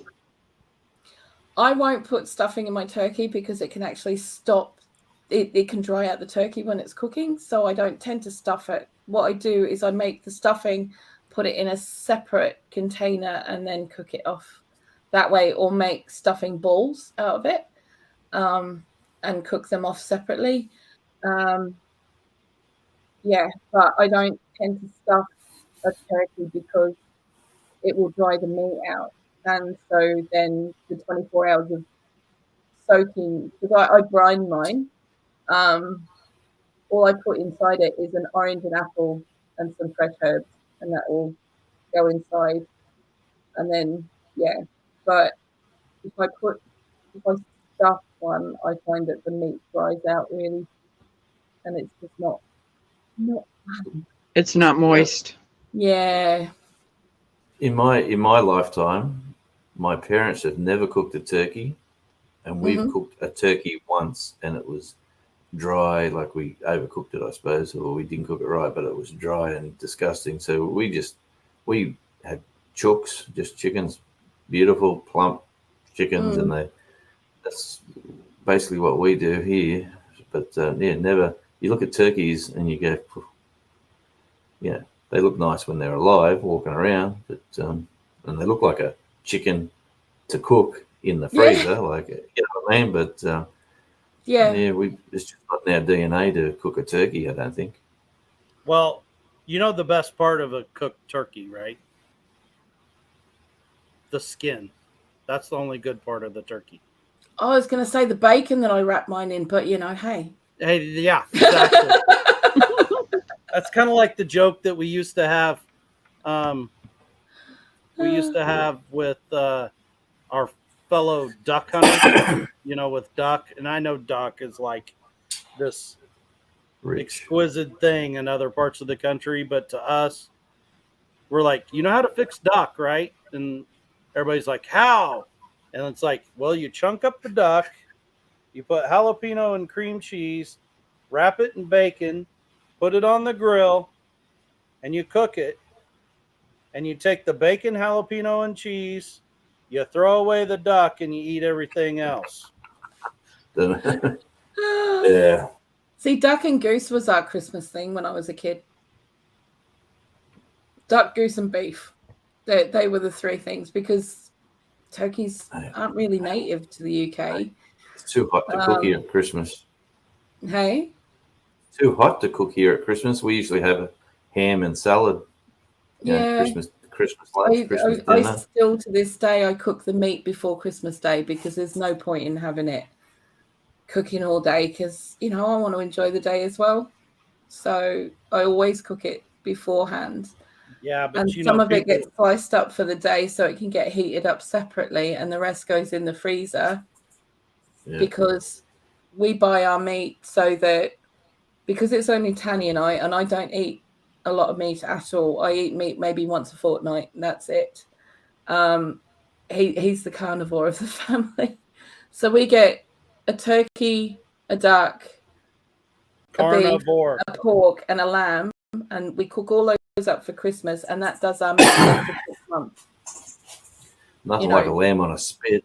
We've done that a few times. Don't. I haven't done that for years. Awesome. Lamb on a spit. Just dripping over the coals. Absolutely. You guys with your lamb. Lamb's like not a common staple in America at all. Like beautiful meat. I mean, lamb 4/4 chops, you just can't get enough of them. And if you overcook them, they're even better. The taste of diaper rash lotion is what you get when you eat lamb. See, lamb used to be, okay, it was dealt with, it was processed at a year old. It's not anymore. It's under 6 months. So it hasn't had time for any flavor to develop. And the pieces are smaller, but they're charging the same price. So I tend to go and ask for mutton now because that's between a year and 2 years. And you're going to get that lamb flavor rather than the mutton flavor because mutton is supposed to be from 1 to 3 years, but they're now calling hogget from 2 to 3 years. So it's that's England. three I think that's completely different things, and they've changed. They keep whittling it down. But I object to paying 30 quid for basically a fetal lamb leg. That doesn't happen. Not in Australia, but Australia is still pretty much. You got your lamb's your lamb, and your mutton's the chewy. You wouldn't go near mutton, but yeah, because it tastes like lanolin. But it's lambs are the bee's knees of the meats, I reckon, out here at the moment. Like you get lamb and then the beef if you can afford it, and then pork. Obviously, everyone loves a good old pork chop, pork sausages. But 4/4 lamb chops and that grilled, and you get that crispy skin of the fat. Like, man, you can't get nothing better, I tell you. Like my favorite meal is pork chop, 7-bone shoulder pork steaks, floured, fried in lard, mashed potatoes with corn and white country gravy. You make a hole in the mashed potatoes, you put the corn in it, cover that with the gravy and the pork steak. Oh, I'm in. Man, you got to dice up a little bit of onion and put that in the mashed potato as well. Yeah. that's what you do. My father used to do that years ago and got me into it. Mhm. But, I am not, and I'm definitely not that statement, the very first part of that. But yeah, you can pick on grits all you want. I'm not that Southern. I'm not into grits either.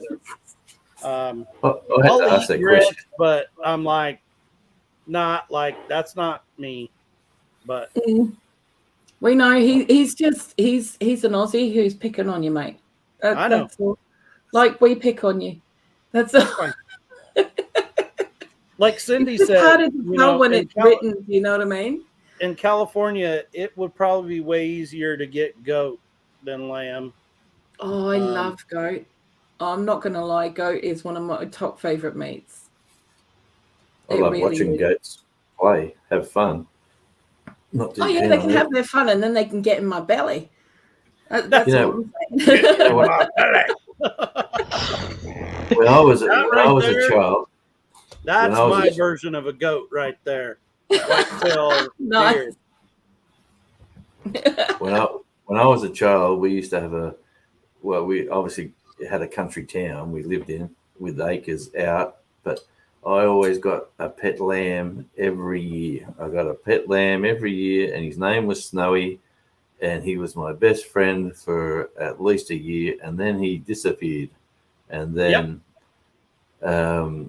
we obviously ate some lovely lamb on the boat, come out of the fridge. But as a little fella, I didn't realize. And then I got a brand new Snowy. Oh, Snowy number 2. Hey, I got another Snowy. And then he disappeared. And then I got another Snowy. And it took me a while to work out what was going on. But my grandfather was the local butcher. My father was the butcher. I became a butcher. That was my very first job until I'd done my time, and I went, I ain't doing this. I'm getting out of here. I'm finding some, getting out of that little town syndrome. Like I was supposed to take over the butcher shop, but then my older brother, he done the skedaddle. He got out of town. He got out of Dodge, and yeah. But anyway, life goes on, and they sold the shop, left the family. But that was a long time ago. But, But lambs. I always remember my little Snowies, and my kids were saying, "That's so cruel, Dad." You know, like I go, "Well, what do you eat?" It's not though, because it taught you the responsibility of how to bring it up and look Oh, after. for sure. He had a great 12 months with me. Then you realize where your meat was coming from, and that's not a bad lesson. It's not like you're grabbing the family household pet. Do you know what I mean? It's not like there's hundreds of them scammed into a little feedlot. No. Like he was having a great old time. Yeah. Yeah. Oslander, thanks for that. And I don't know if we'll still be here when you come back, because it's like getting to be like 12:30 and I have to be up at 6 o'clock. This has been going for 3 hours and 17 minutes. I'm reading up in the corner. No, it's like crazy. Flying by. Yeah. Cindy, what was kind of my first live, I thought that I'd be only on for an hour, and I was over 2 hours. Oh, well done. You know? Well, it did make me think about a story, though. So, no, I didn't grow up with lambs and stuff. We were beef people. We had lots of cattle, and we raised cattle. And so it was kind of the same way, But there was, from a very young age, it was very much established in me that this is steak. This is hamburger. This is, you're going to care for it like it is part of the family, because the better you take care of it, the better it is for us, Yeah. And so I've kind of instilled that into all of our kids and everything. So our youngest son, the 20-year-old, he would be like showing these pigs at all these county fairs and shows, and he would literally work with this pig for hours, teaching it how to walk and feeding it marshmallows and all this kind of stuff, and make it roll over and it would scratch its belly. And he would show people at the fair, that would come up there and hadn't been around. They're like, "It's a pig. It's cute. Can I pet it?" And he's like, Yeah, and he'll just start talking, and pretty soon he's like, "This is where pork chops come from. This is ham," and they're just like, "But it's your pet," and he's like, "No, Not my pet. not my pet." He's like, "It's going to be the best pork chops I've ever ate because I took good care of it." Mhm. I mean, Yeah. from very young, he understood that, and it would just, some people would just be completely taken back by it.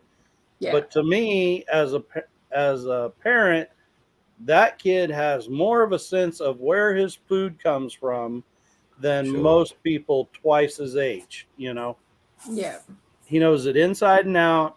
He knows that he will give it the most extreme of best life possible for one bad day.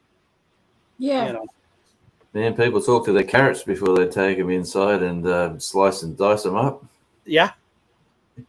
I've seen it. I've seen people talk to their plants and they treat them like children as they're growing up. It's been feeding me well, and then they rip them out and start again. Yeah. I mean, when So my it's- kids were little, we had a little bit of land. We only used to have like one cow, one pig, a couple of sheep, and that was it, apart from the poultry, obviously. But they would only have one bad day, and they would be in our quiet garden that we had. We had a quiet space garden that was just basically a lawn with a couple of seats in it, and it was all hedged off. It was weird. It was just like a strange little add-on at the side kind of thing. And I'd take them in there, but I'd take them in there most of the time anyway, just to give them cuddles and things, just to sort of like give them a brush down and all that kind of stuff. But that's where they'd have their bad day. Yep. But they do it with me because, and it wasn't a bad thing. I mean, like I've said previously, I'm not sure I could do it again now. I don't know. But, I have my butcher's license. I have an abattoir license. I have all of that stuff. See, we've got nothing in common. If it came down to a survival mode, I think I probably could. And in fact, I know I would. But if it was just an everyday living situation, I think I'm not sure that I could do it anymore. I think that comes with our age, Blue. Yeah. Yeah. I think the older I get, Gary at Pathways and I, Brian, that's a great comment. I didn't realize that you guys raise sheep.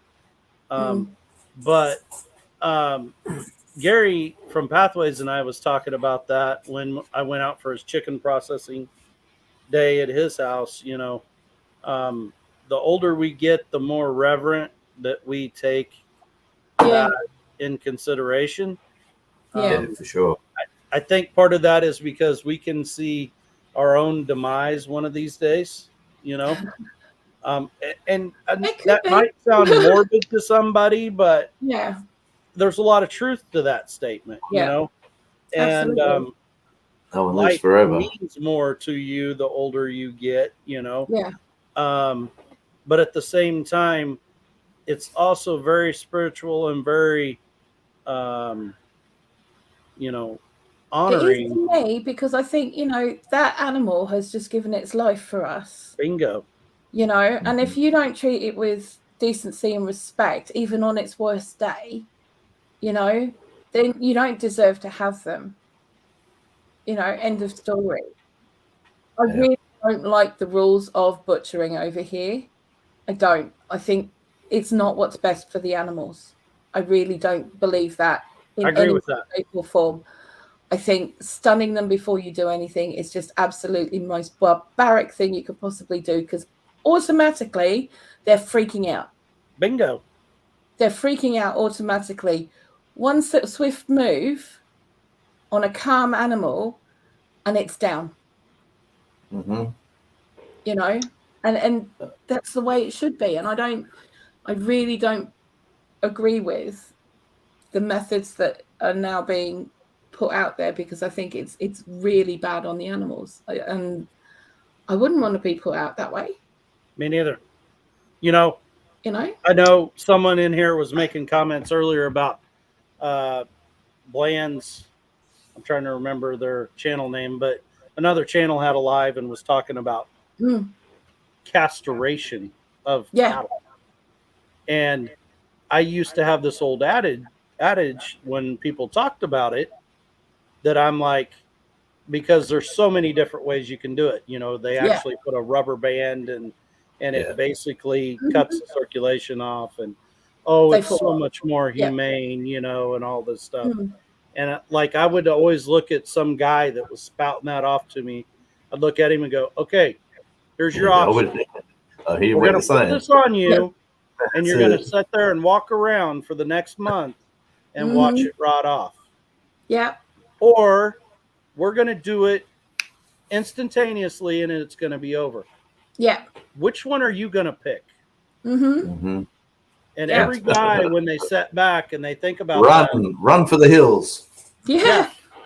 That's every it. guy, when they sit back and think about that, goes, Oh man. you know, you're right. I would rather it just be over. And I'm Yeah. like, that's what I'm saying. And it's the same way when it comes to processing that animal. Hmm. Everything that you do to delay that process is actually causing more harm than just Yeah. getting it over with. It really, really is. And it's just, yeah, I think that's why I have problems with it. You know, I think that's why I would have problems with it. I mean, I'd want to do it my way, but legally I would be obliged to do it another way. And I just don't agree with that method. So Yeah. whether I'd have to hide the fact that I was doing it my way. But if I'm Yeah. doing it for myself and my family, What about the bigger channels that you see, and they're having their annual 16-week chicken cull, whatever they want to call it, when you know the meat birds are ready to go, and everyone comes over to the processing area, and it's just like go go go go go, and you see some of the kids who either have seen it all before and accepted this is what goes on, or you see the kids that are there for the first time and they go, yeah.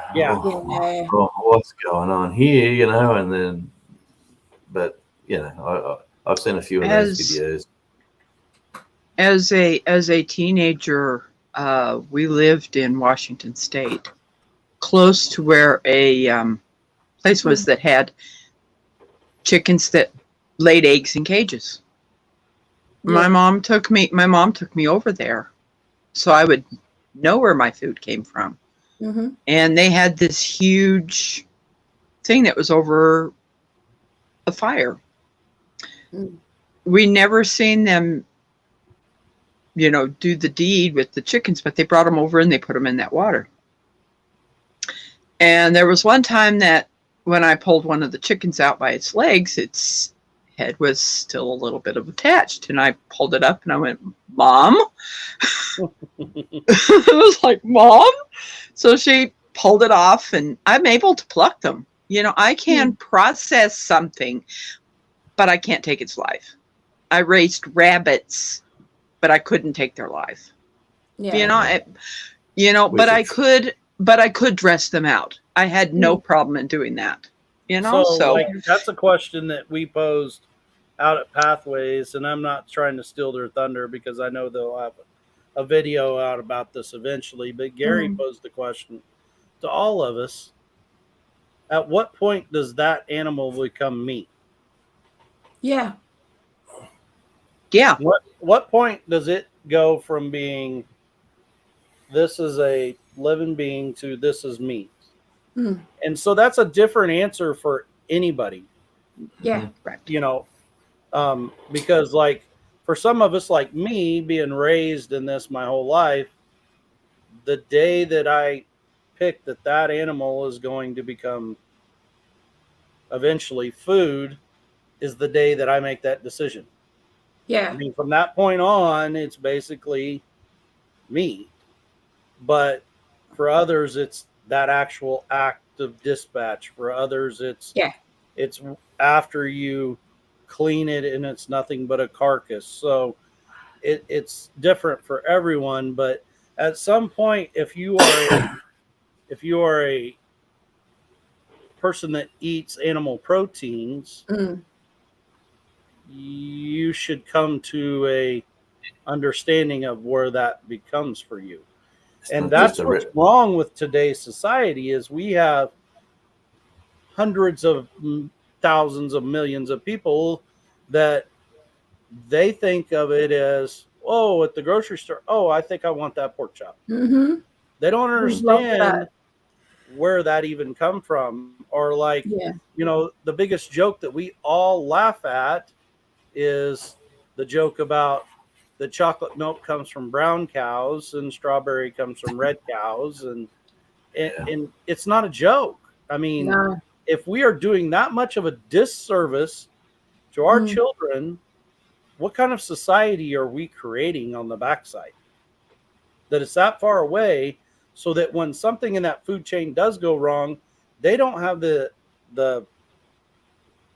intelligence or the fortitude to say, okay, that's not right. Yeah. This is where it comes from, you know. That's it.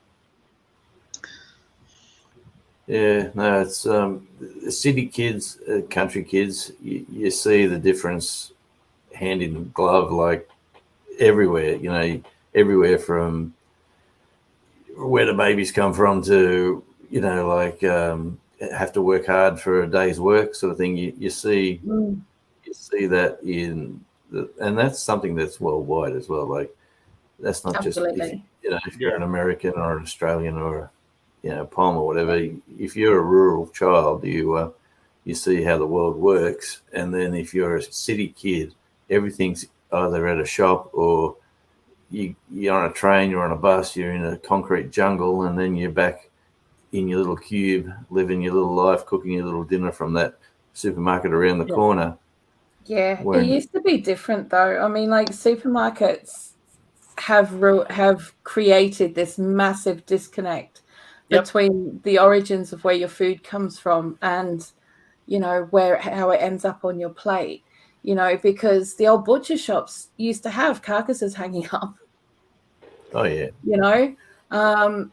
So you don't have that disconnect, or the fruit and veg came straight from the farm because the farmer would come and knock on your front door, especially over here. My Nana Lucy would tell me that, she'd have the greengrocer, she'd have the butcher, and she'd have the baker all knocking on her door first thing in the morning to get her order for the day. Oh, okay. And they'd come driving by and they'd drop it off. But they don't have that connection anymore. And it's no longer taught in schools. It's not taught in schools anymore. It's not. And cooking classes are not taught properly in schools anymore. And the only reason I know about that bit is because my sister's son, who's now 20, when he was going through high school and doing cooking classes, he was told, we're making a curry next week. Find a recipe, bring in the ingredients, and you can cook it here. Well, he can do that at home. But they weren't teaching them how to cook it. They weren't teaching them anything apart from putting them all in a room with a few stoves in there and hoping they didn't cut their fingers off. So they weren't actually learning anything. They weren't learning the skills of doing what they're doing, of the basics of anything. Because that was basically what he did for 4 years, was bring in a recipe and the ingredients, and that was it.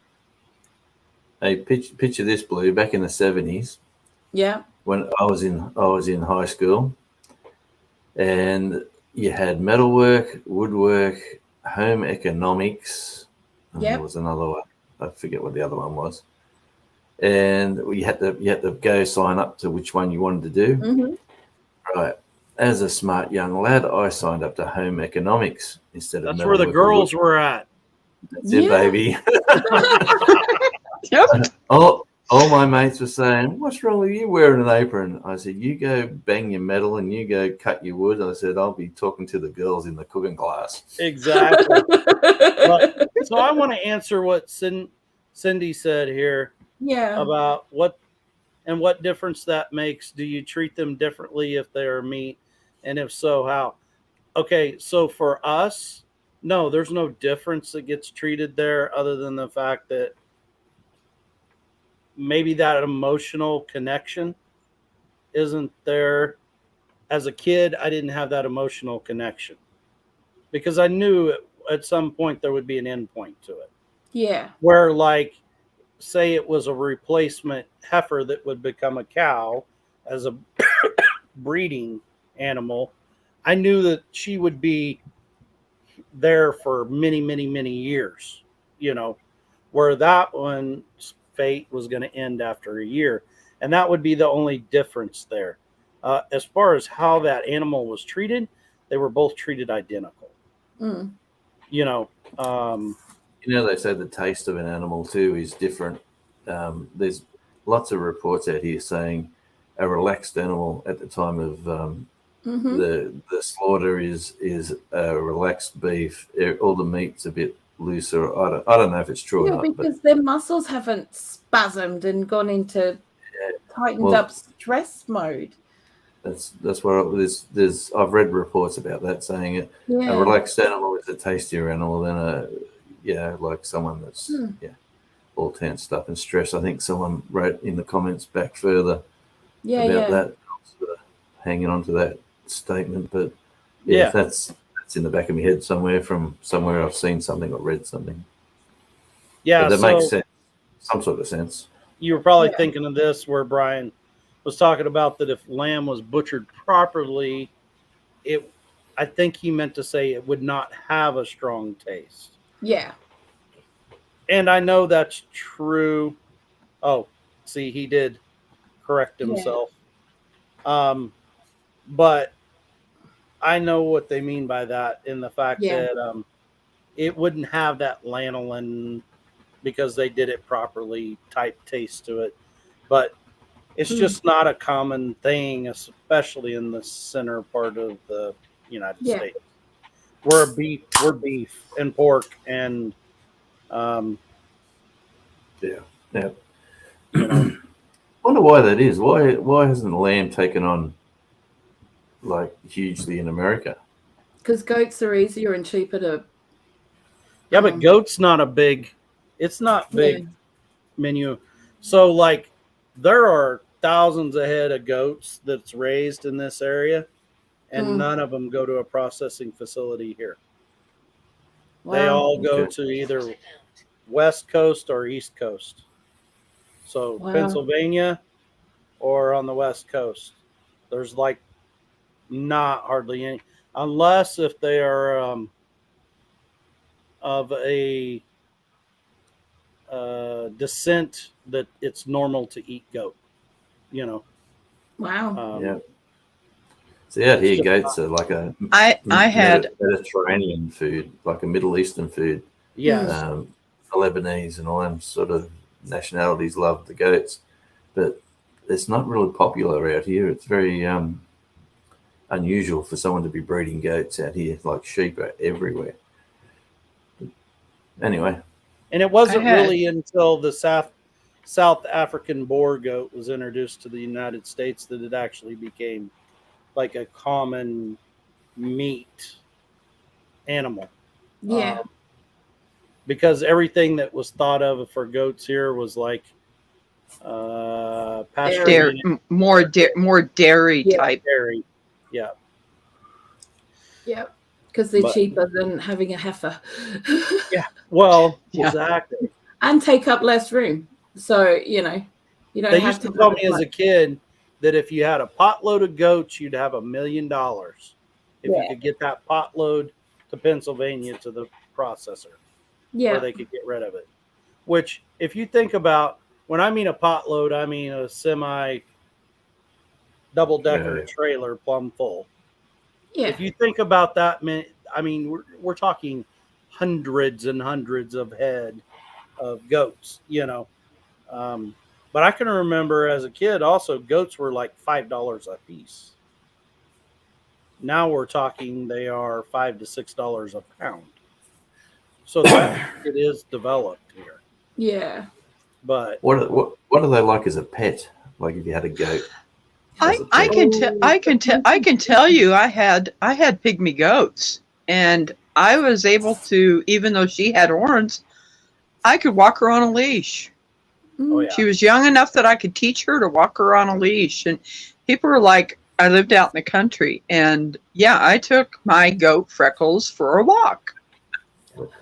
It was kind of fun because she'd eat the brush. She'd eat the brush along the road, and it was fun. I used to joke that they're more needy than a house dog. They certainly are. They want your attention at all times. Oh yes. You know, right. Yes, they do. we raised goats for show goats to sell to 4-H and FFA kids to show, and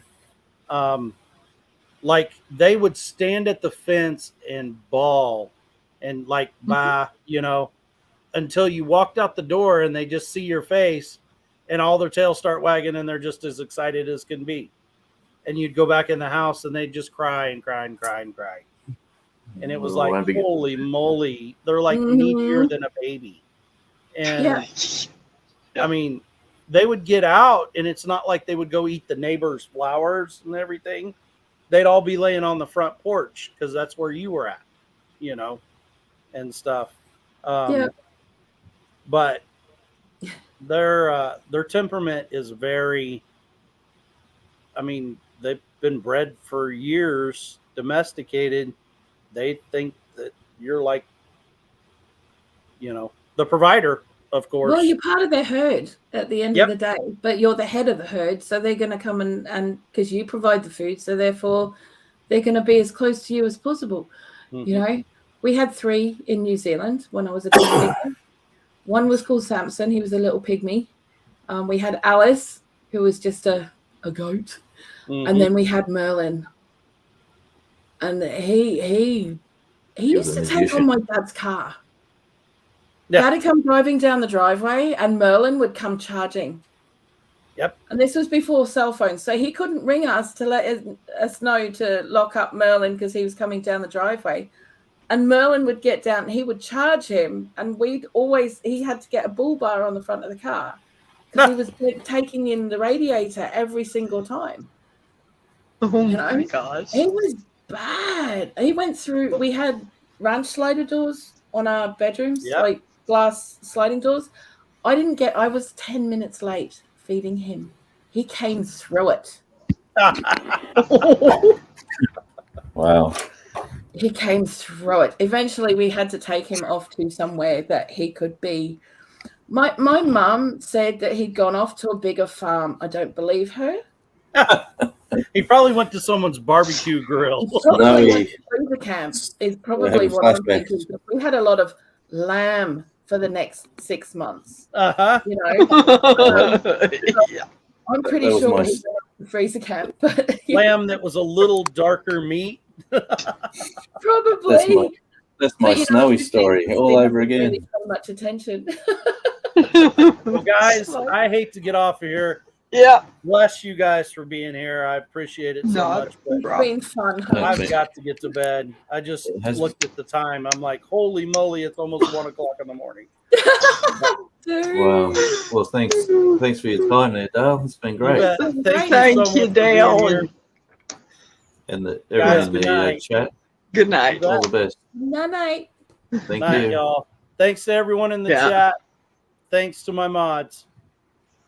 Thank you, guys. Thanks to my new subs. I've got 4 so far tonight. So awesome. Wonderful. Awesome. That's what I said. So thank you, everybody. I'll be checking your channels out. You bet.